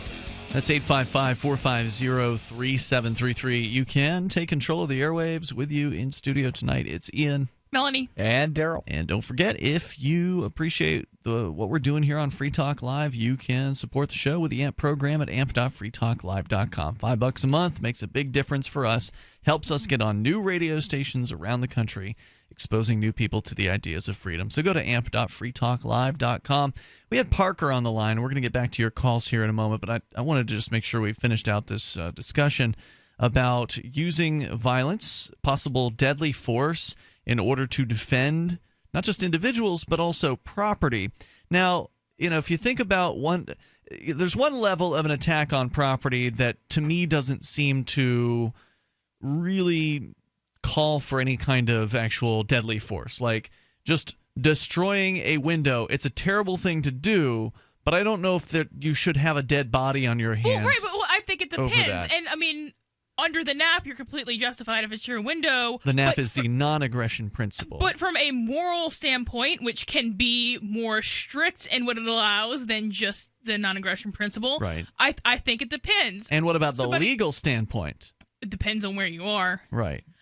It can depend. And it also depends on the situation of the window being broken. So if someone hurls a javelin through a window knowing that there are people on the other side and they're trying to kill the people on the other side of the window with the javelin, then that's attempted murder. Whereas if it's just 2 o'clock in the morning and somebody picks up a garbage can and smashes a window, right? And because so like if someone breaks a Starbucks window, Starbucks is going to be okay. Starbucks is not going to starve to death. They're not going to be out in the cold. They're not going to freeze to death. Yeah, it's going to hurt their bottom line. They're going to have a tube. They're going to be out $200 or $500. And that person who broke the window should pay restitution for it. If I go, value is subjective, first of all, and for some reason, when libertarians are talking about proportionality, they forget that value is subjective. It's also kind of really, really matters what kind of situation the victim is in, which is the only person I care about, by the way. Right, which is why I was going to say there's a difference between just some kid breaking a window in the middle of the night or a hoarding mass of people who are angry and want to destroy the store trying to come in there. Regardless of if it's just one person, and I don't really know, I haven't entirely figured out what to do with children aggressors yet, but so if it's an adult and they break your window and you're an impoverished person with very little income who goes to work every day, who, there's no way to close off the doors, and even if you tape it up, it's not going to keep the wind and snow out. Mm-hmm. And maybe you live in a dangerous area and you kind of needed the window and you don't have a way to fix it for a while. Even if you have money, it still takes time to get people out or figure out how to do it. And it's, 20 degrees below zero or 50 degrees, or you live in Alaska or something. Those are two very different situations. The effect on the victim is what matters. So when you're talking about what you're stealing something that we're assuming is of low value, we kind of are making assumptions about the value of the property to the victim. Mm-hmm. Stealing a window, which is what you're doing when you're breaking one, or, stealing a sandwich or stealing whatever it is, can have drastically different effects on the victim, and that is what matters to me when you're talking about how much force is moral to use, which is different than how much force. So just kill them all and let God sort them out? How did you get that out of that? Well, because everything's subjective, and so if it's okay to kill somebody in one situation, it must be okay to kill them in every situation. No, value is subjective. So if I steal a sandwich from you, that's very different than if I go to Ethiopia and steal a sandwich from somebody. Maybe they have a right to shoot me. I don't know how they'd have a gun, where maybe if it, it'd be a little different. So what you're saying is somebody, by your view, who's poor has more of a right to shoot someone who steals a sandwich than someone who's wealthy? Poor or any other factors that would matter, yes. If I steal a bottle of medicine from Walgreens is going to be okay. If I go to somebody who's has some disease and I steal medicine that they can't even go buy no matter how much money they have because it's a script and they're going to now die, that's deadly force, and they can respond with deadly force. Whether or not something is deadly force against the victim depends partially on the victim's circumstances. It doesn't matter what the item is. It matters what the effect on the victim is. That's an interesting thing. I don't know. I've never heard. I kind of like where you're coming from, but I also don't like the idea of shooting somebody who steals a sandwich either. Well, right, because to you can go get another sandwich, and I mean, don't you see how this is kind of elitist position to say, okay, this is the dollar amount where deadly force is acceptable, and so if your property is lower than that, you're out of luck. Let me just say, dollar amount. If I were on a jury. And the case that I heard is a bum killed somebody for stealing his sandwich, I wouldn't let him off for murder just because he was a bum. Yeah. Okay, but you're killing him. If you take someone's only food source that they rightfully own, whether that is one sandwich or whether that is their entire house full of stuff or their means to make income, you're using deadly force against them. If I vote to convict the guy of manslaughter, I'm actually doing him a favor because, one, he was starving before he got convicted of manslaughter. Now he's got three guaranteed meals a day and a place to live. Okay, but that's a different argument than how much force he should have been allowed to use. Okay, so if the person who has the sandwich, whatever their economic status, is not there. Let's say they're at the beach. They leave the sandwich on the table, the picnic table, and some kid comes up and steals it. As they turn around, they see the kid running up and stealing the sandwich, and they say, "Stop, thief!" But the kid keeps running. If that was the last sandwich that they had, are you saying it's okay for them to pull out a Glock and blast the kid in the back as he was running away? The fact that it's a kid makes it a little bit more difficult. I don't care if it's an old man. Let's say it's a 16-year-old. Let's say it's a 16-year-old who hasn't eaten in 3 days, and he steals the sandwich because he's about to starve. Okay, so that's a lifeboat situation, and it kind of doesn't really matter what the NAP says about that because you're going to die anyway. Right, and that's why I hate hypotheticals, because it's the whole damn trolley problem again. And well, I think that to me, there's a huge difference between somebody taking and I think it's wrong. I think all this is wrong, right? We're talking about theft, and people who commit these acts need to be caught, and they need to pay restitution, in my book, not be a dead body, because a dead person can't pay restitution. But a dead person will not keep aggressing against you. Yeah, I understand what you're saying. A lot of the time, it's usually the government that keeps aggressing. Your common criminals generally don't aggress once. Yeah, they don't keep coming back in a lot of cases. But regardless, if the person is struggling with you over the sandwich, then to me that has escalated into a situation where you could rightfully fear for your life, and you would be able to use force, possibly even deadly force, to defend yourself in that circumstance. So that would be the difference between some thug coming and trying to grab the sandwich from your hands and starting a fight over it versus somebody just taking it. So if an aggressor is really good at it, then there's less force you're allowed to use against them. If they're really good at it. So if they're really good at it. So if they can come and sneak and grab and run or whatever, then there's less force. Because you're not... Even if they're taking something from you that you A, own, and B, need to live... You're making an interesting argument, I gotta say. I mean, that is deadly force. That is a death threat. Something that will kill you, that someone is doing to you, is a, attempted murder. And then comparing... But now, in most situations, at least in the States, stealing a sandwich or a paperclip or a window is not going to kill somebody most of the time. Right. But the victim is the person who gets to make that determination. Now, you mean morally? You mean morally? Yes, not legally. None of this is legal advice. You're not allowed to shoot people over windows. Okay, probably legally, in most places. Okay. So yeah, that's what I thought. And also, Parker mentioned a warning shot. I've heard that that's generally bad policy with guns. My gun class told me to not do that ever. Yeah, that's what I've heard too. Toll-free number is 855-450-FREE. That's 855-450-3733. I forget what the reasoning for that was. Do you recall the warning shot? I don't remember. I didn't get a lot of reasoning for a lot of stuff. 855-450-FREE. Join us here. More coming up with your calls and thoughts. Welcome. It's Free Talk Live.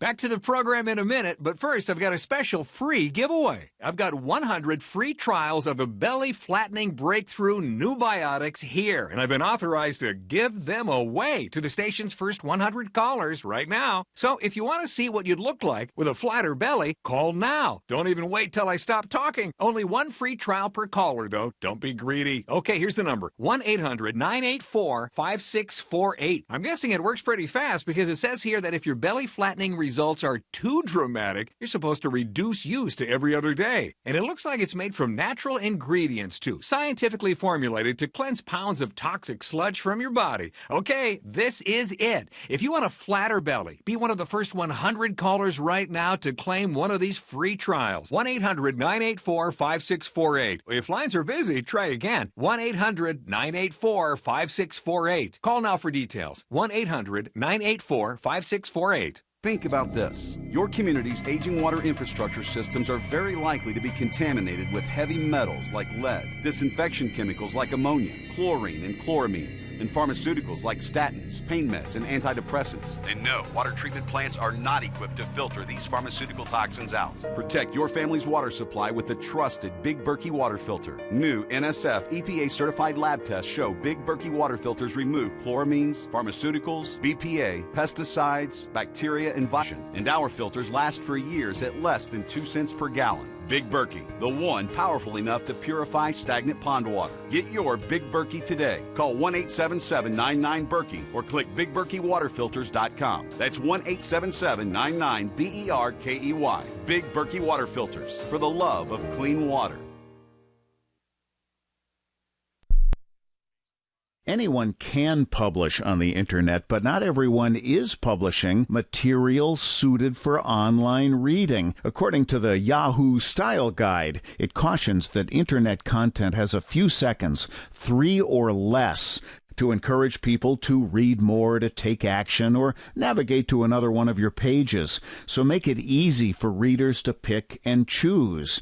Isn't that the way you poke around online? Use short words, short sentences, short paragraphs, bulleted lists, and short pages. Front load what you write, putting the most important information at the beginning of headlines and paragraphs and sentences. Same goes for your keywords, what someone would likely type into the search box on Yahoo or Google. For more tips on communicating better online or in a job interview or everyday life, hit survivalspeech.com. I'm Holland Cook. So you've heard all 3 hours of the latest episode of Free Talk Live, and you're still hungry for liberty-oriented audio content? Did you know that we have another 24/7 audio stream at LRN.FM? The Liberty Radio Network airs the latest episodes of some of the best liberty-oriented podcasts on the internet around the clock. In addition to recorded content, you'll also hear live shows like Free Talk Live, originating from our Keene, New Hampshire studio. So listen anytime at LRN.FM. That's LRN.FM. There's no better app for tracking the value of cryptocurrencies than CoinCap. I've had a lot of apps for tracking Bitcoin, but none that's ever been able to track 500 digital assets at once. Their best feature is the Altfolio. I love this thing. You enter how many Bitcoins, Ether, Dash, Doge, or whatever else you have, and it tells you how much your crypto is worth. You can watch yourself get rich. If you have crypto, go right now to coincap.io, or you can use the Apple Store or Google Play to get the app. I love CoinCap. coincap.io. Help get LRN.FM into more ears. Visit promote.lrn.fm for a free bumper sticker, flyers, banners, graphics, and more. Promote.lrn.fm.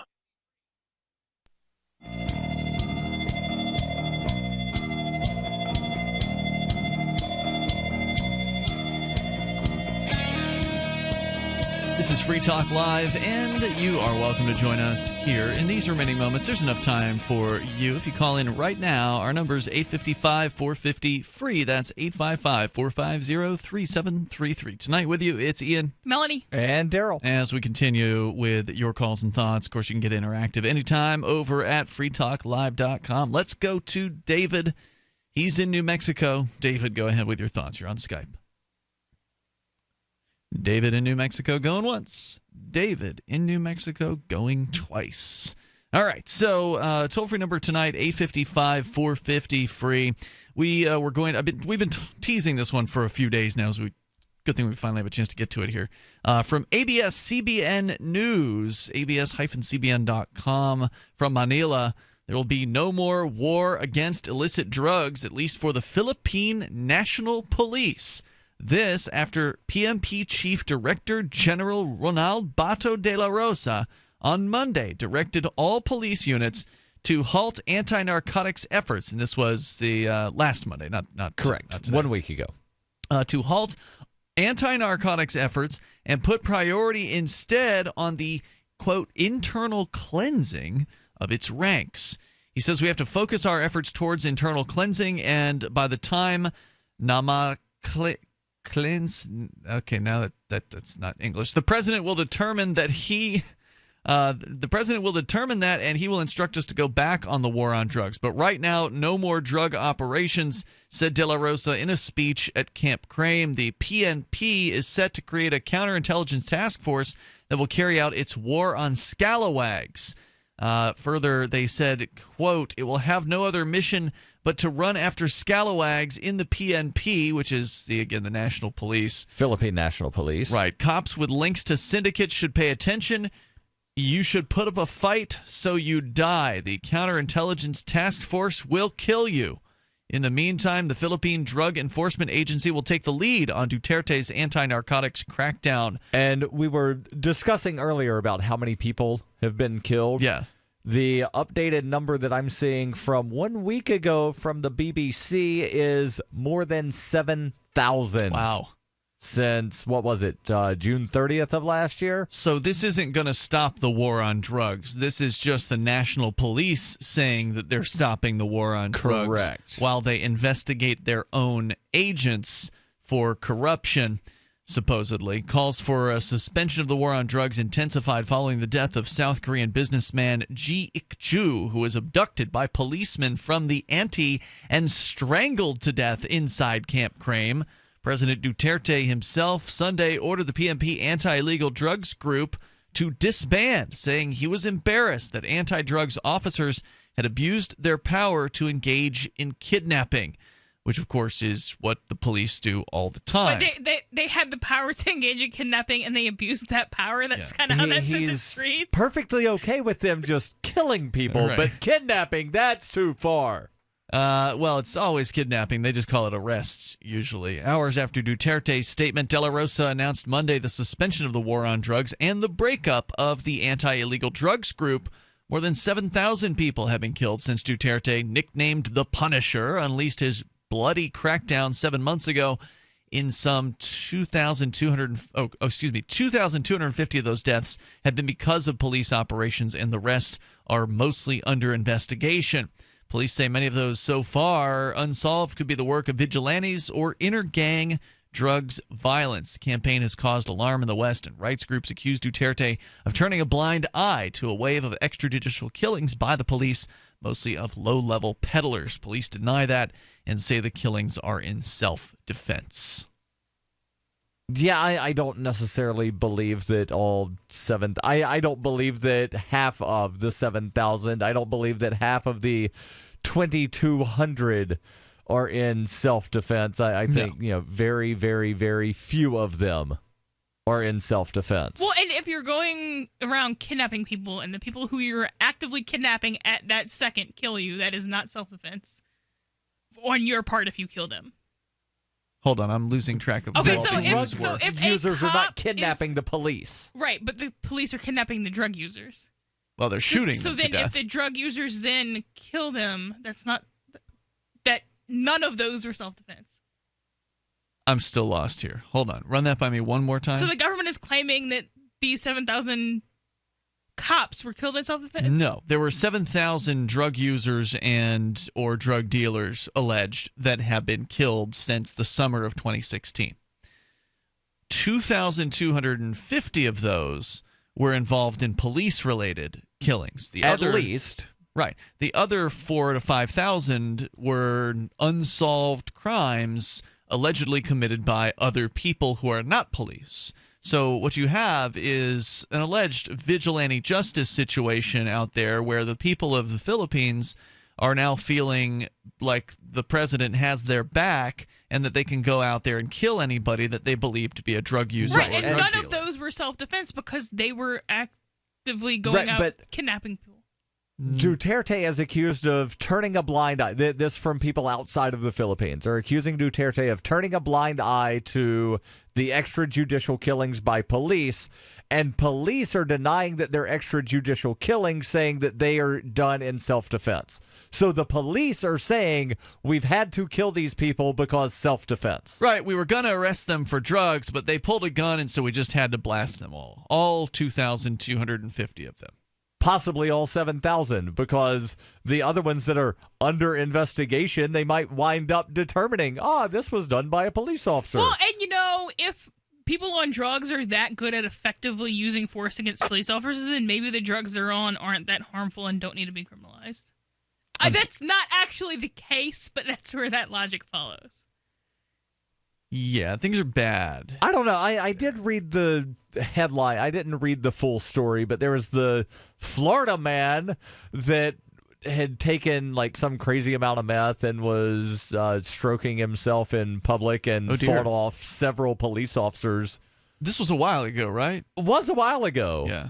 But, he never I don't know stroke, how much, if you will. I don't know how much of those police officers kind of just backed away as much as were fought off. So what you're saying is he was beating off the police officers. Yes. At the same time. Yes. Gotcha. So yeah, it's a crazy situation out there in the Philippines, and the headline was definitely not what the story is here. The war on drugs is going to continue. The dead bodies are going to continue piling up.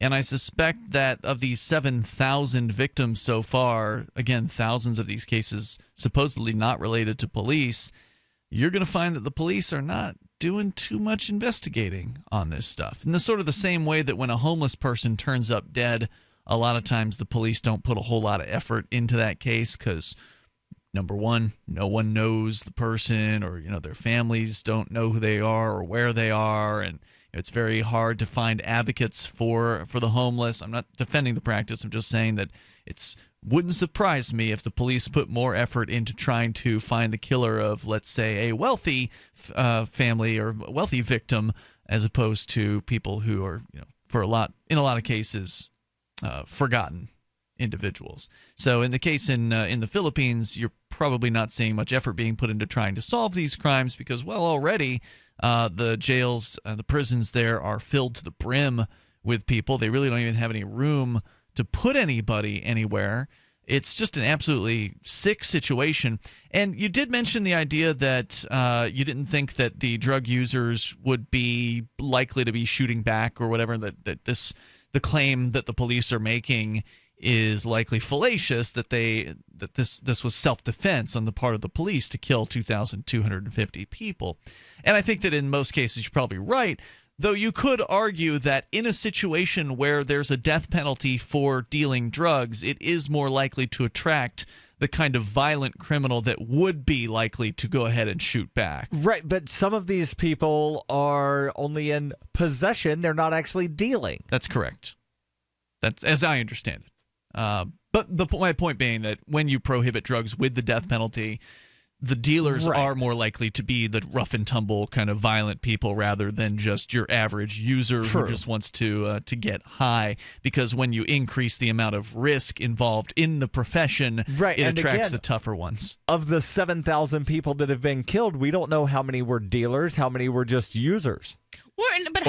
Or if any of them were users. I mean, it could just be a neighbor who didn't like his neighbor who threw killed somebody and then killed his neighbor that he doesn't like and then threw a needle on top of the body or put it inside the coat. Well, and how does that distinction work over there? Is there a clear distinction that, okay, I know that's all I'm going to get charged with? Or is it like, I forgot I had my other bag on me, so now I got two bags. Dealing, yeah. Yeah, I don't know. But it's bad, whatever it is. We'll see you tomorrow night. You can join us online. In the meantime, go to freetalklive.com. Check out more Darryl over at libertylobby.info. And see you tomorrow. More Free Talk Live then. Free Talk Live. Now, I can understand why some people would look at what the mainstream environmental movement says and does and advocates, and come to the conclusions that, well, some of these people seem to want humans to go back into caves. They do. But that's not to say that just because the most vocal environmental activists out there are socialist nut jobs are that way means that, well, we should just forget about taking care of the environment. Who wants pollution? Who wants any of that stuff? Right, What I want is market-based solutions that don't involve threatening violence against people, and that's what the government solution always is. The government doesn't persuade. The government doesn't ask. The government demands. And if you don't go along with their demands, they've got a nice cold concrete cage waiting for you. Free Talk Live, 7 nights a week from 7 to 10 Eastern, live on the Liberty Radio Network at LRN.FM. Are you tired of your taxes funding endless occupations around the world? Antiwar.com is run by people who understand that wars abroad become wars at home, wars on our freedoms. Antiwar.com is dedicated to bringing you the latest in news, views, interviews, and reviews from the top movers and shakers in the anti-occupation movement. Antiwar.com has it all, from thorough foreign policy analysis to interviews with whistleblowers who used to run the military-industrial complex. Anti-war, pro-free market. That's antiwar.com. LRN.FM is proud to announce our official listening apps for Android and iOS devices. Now you can easily tune into our streams anywhere, anytime on your smartphone or tablet. Just visit apps.lrn.fm or search for LRN.FM in the Android or Apple app stores. Please download, rate us 5 stars, then share the link on your social media and let your friends and family know how you're listening to LRN.FM. Download it now, free at apps.lrn.fm. This is the Liberty Radio Network, broadcasting the latest liberty-oriented audio content 24 hours a day at LRN.FM. Since time began, tyrants have taken aim at personal liberties. Now there's a movie that aims back. The government has no more right to tell us what to put in our bodies than they have to take our guns or tell us what books we can read. 6 drug police were eaten by bears while raiding a marijuana farm. On your knees, you dirty hippies! Jesus. On your knees! What's the problem, officer? Today, many cops who enforce pot laws do so only because it provides them with cushy jobs, good benefits, and a chance to push people around. I was an undercover narcotics officer. The drug war is nothing but a farce. The Second Amendment says you gotta keep you and your gat intact. Guns and Weed, The Road to Freedom. A film by Michael W. Dean and Nima Vadadi. DVD available now at gunsandweed.com or on Amazon. That's gunsandweed.com. Makes the perfect gift. Remember, that's gunsandweed.com. DVD, books, music, instruments, periodicals, computers, software, electronics, photo, cell phones, office products, home and garden, bed and bath, furniture, kitchen, pet supplies, automotive, hardware, apparel, shoes, jewelry, grocery, healthcare, sports and outdoors, toys, games, used, and more. It's a department store at your fingertips. Shop.lrn.fm. Get all your shopping done, get a great deal, and a portion of your purchase goes to benefit the Liberty Radio Network when you shop at Amazon via shop.lrn.fm. So you've signed the Shire Society Declaration and are planning your move to New Hampshire to be around more liberty-oriented people. Next, sign up for the Shire Society Forum at forum.shiresociety.com. There are a bunch of people there who are already in the Shire, and they want to meet you. If you're already in the Shire physically, you should also come by the forums. Remember, not everyone uses Facebook. New people are signing up for the Shire Society Forum every month, so drop in and say hello at forum.shiresociety.com. This is the Liberty Radio Network, broadcasting the latest liberty-oriented audio content 24 hours a day at LRN.FM. The latest edition of Neocash Radio is next on the Liberty Radio Network at LRN.FM. Get more at neocashradio.com.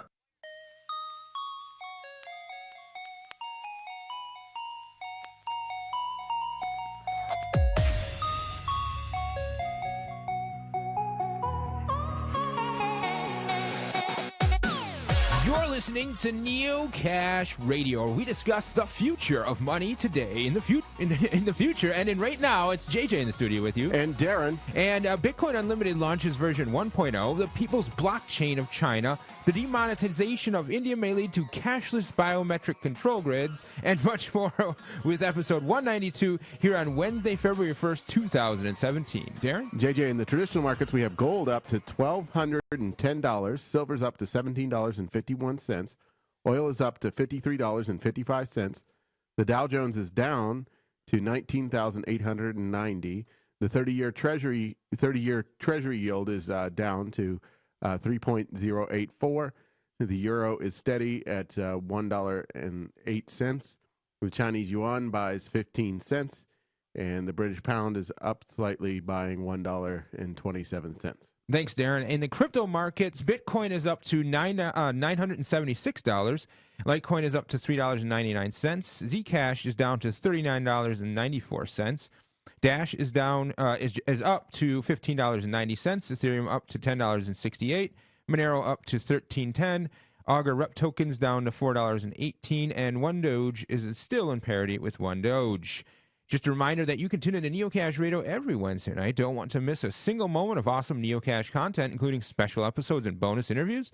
Subscribe to our podcast on Google Play Music, iTunes, SoundCloud, Stitcher, iHeartRadio, YouTube, Podcast Addict, LBRY, and more. Well, to start off the show, we're going to talk about a security warning. Siren, a digital security firm, has issued a warning about a glut of spam victims. The users are receiving fake emails resembling several banks like Emirates, NDB, and the Singapore bank DBS. These emails include a double extension file, as in a .pdf.exe. And when clicked on, it installs malware into the Windows Startup folder. Every time the computer is run, a keylogger and mouse tracker are executed by the malware itself. This must be an old version that has been revived, as it looks for cryptocurrency wallets to steal as well. But the list is a throwback to the Coinscape from back when we first started the show, Darren. I was kind of taken aback because these are a lot of the coins that we were looking at and sort of researching when we first began the show over 3 years ago. We're looking at Bytecoin, Craftcoin, DevCoin, Fastcoin, Feathercoin. There's Frycoin in here. There's IOCoin, IXCoin, Junkcoin, Terracoin, and a whole bunch of other coins that aren't in existence. It's whose list of coins that don't exist anymore? Well, I mean, I think Terracoin doesn't, and I'm not sure how Bytecoin's doing. BBQ coin is here, Darren. Yeah. BBQ coin. I don't know. I don't know if people are still mining these things. I don't think so. But that's the thing is like, so looking at this, it's obviously not looking for like Ethereum or Dash or any of the new coins that have come out. Yeah. Any of the new blockchains. So right. So there's a lot of took some old software, made a few modifications, and let it fly. Well, watch out though, and please don't fall victim to this. Yep. Moving on, the People's Bank of China. We've talked about them a lot regarding Bitcoin, and the last couple weeks it was basically the People's Bank of China did a surprise inspection for the Bitcoin miners and exchanges in China, and the Bitcoin was well above 1,200 at that point, and then it crashed because of the fears that China might get involved in the exchanges and blah, blah, blah. Well, it turns out that just the day after the Chinese New Year, they announced the People's Bank of China is launching a digital research institute that will study Bitcoin and blockchain technology. The PBOC is looking to form a research institute that will ensure the potential of blockchain technology is fully maximized within the Chinese financial scene, which is amazing news for China. Right. Because they're ahead of the curve. Most governments are so afraid of blockchain technology that they want to outlaw it, right? Rather than actually embrace it. Or at least study it. Well, I mean, on one hand, it's really good news that they're looking at it like this and they're looking at it in a serious fashion. But on the other hand, it's like, well, this is the same group that brings you Sesame Credit. This is the same group that's actively, and even today, even this week, corralling outspoken dissidents.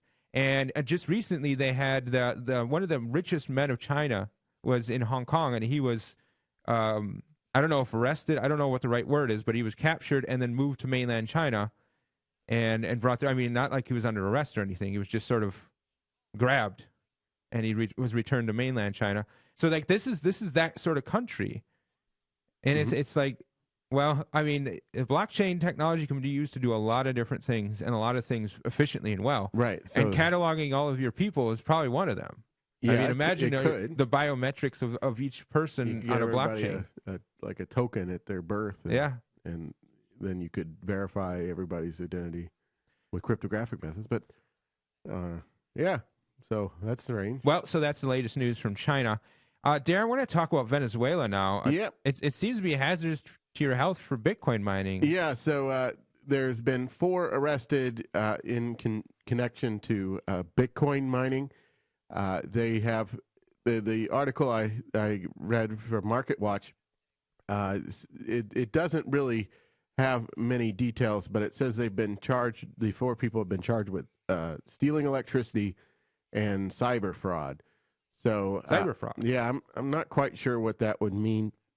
I mean, I don't know if that means. Well, I think in Venezuela, correct me if I'm wrong, but I believe that all of the utilities are nationalized. So if the state owns the utility and you're not using it with the state's permission, you're stealing it. Right. And also, like in 2016, there was a ration of electricity. Right. Yeah, because of a drought, and the hydroelectric plant didn't produce what So they what's wanted. up with these four individuals? Well, they've been arrested and all their equipment's been confiscated. Authorities confiscated 300 mining terminals, and of all different makes and models, or several different makes and models. Bitcoins mined by the Qs were exchanged in Calcutta, Colombia, a border city that has become embroiled in the Venezuelan economic crisis. Wow. So, yeah. So, I mean, that's unfortunate because, as we talked about with the Venezuelan inflation, Bitcoin is really an alternative that will give people some purchasing power. Right. And for them to be cracking down on homegrown Bitcoin startups like this, I think is, it's a sad state of affairs. Yeah, and it seems like it's a little bit extreme to confiscate all their equipment and all that. If they stole electricity, just, fine them and let them go. But anyway, so also this week, JJ, what's up? There's been that there's been several executive orders, but one executive order restricting travel to 12 countries specifically. And Google, Starbucks, and Lyft have been speaking out against this order. Okay. Google specifically, Google actually issued a statement to its employees abroad, to some of its employees abroad, saying, "Come home now," because they're worried that their employees won't be allowed to come home to America. Sure. Right? They're U.S. based employees, and also you can put on this list from other sources. Apple's Tim Cook is speaking out against this. I mean, when you're trying to advance technology, advance the future, come up with the best ideas, you need the best brains, and those best brains are going to come from all over the world. It's not going to be just in one location that you can find everybody. Right. That the H-1B visa, a H-1 Bravo, that's the visa that a lot of the talented, intelligent, and the CEOs and all these people that are building Silicon Valley, basically, they get here because of that visa. And oftentimes they're coming from some of these countries that Trump doesn't like, or so there's going to be issues. Yeah, and you can even put major players against this executive order with names such as the Koch brothers and the ACLU. So this article from The Hill said that when Charles and David Koch joined forces with the ACLU, a Republican president ought to recognize that he messed up bad. Yeah. So I think that's a good quote from this article. But it is concerning when you're trying to get the best talent out there that you might not be able to recruit from all 7 billion people that it's very, very true. And not only that, but there's the human element of it, is that, especially those people had families, have families here, friends here, loved ones or whatnot, and their life was going on just swell, just swimmingly, and then all of a sudden, no, you can't come here because the president said so. Does that make any real sense? No. In the Concord Monitor, there's a story about a doctor that's up in the north part of our state in New Hampshire. Sure. And he was, he was almost done with an 18-month process.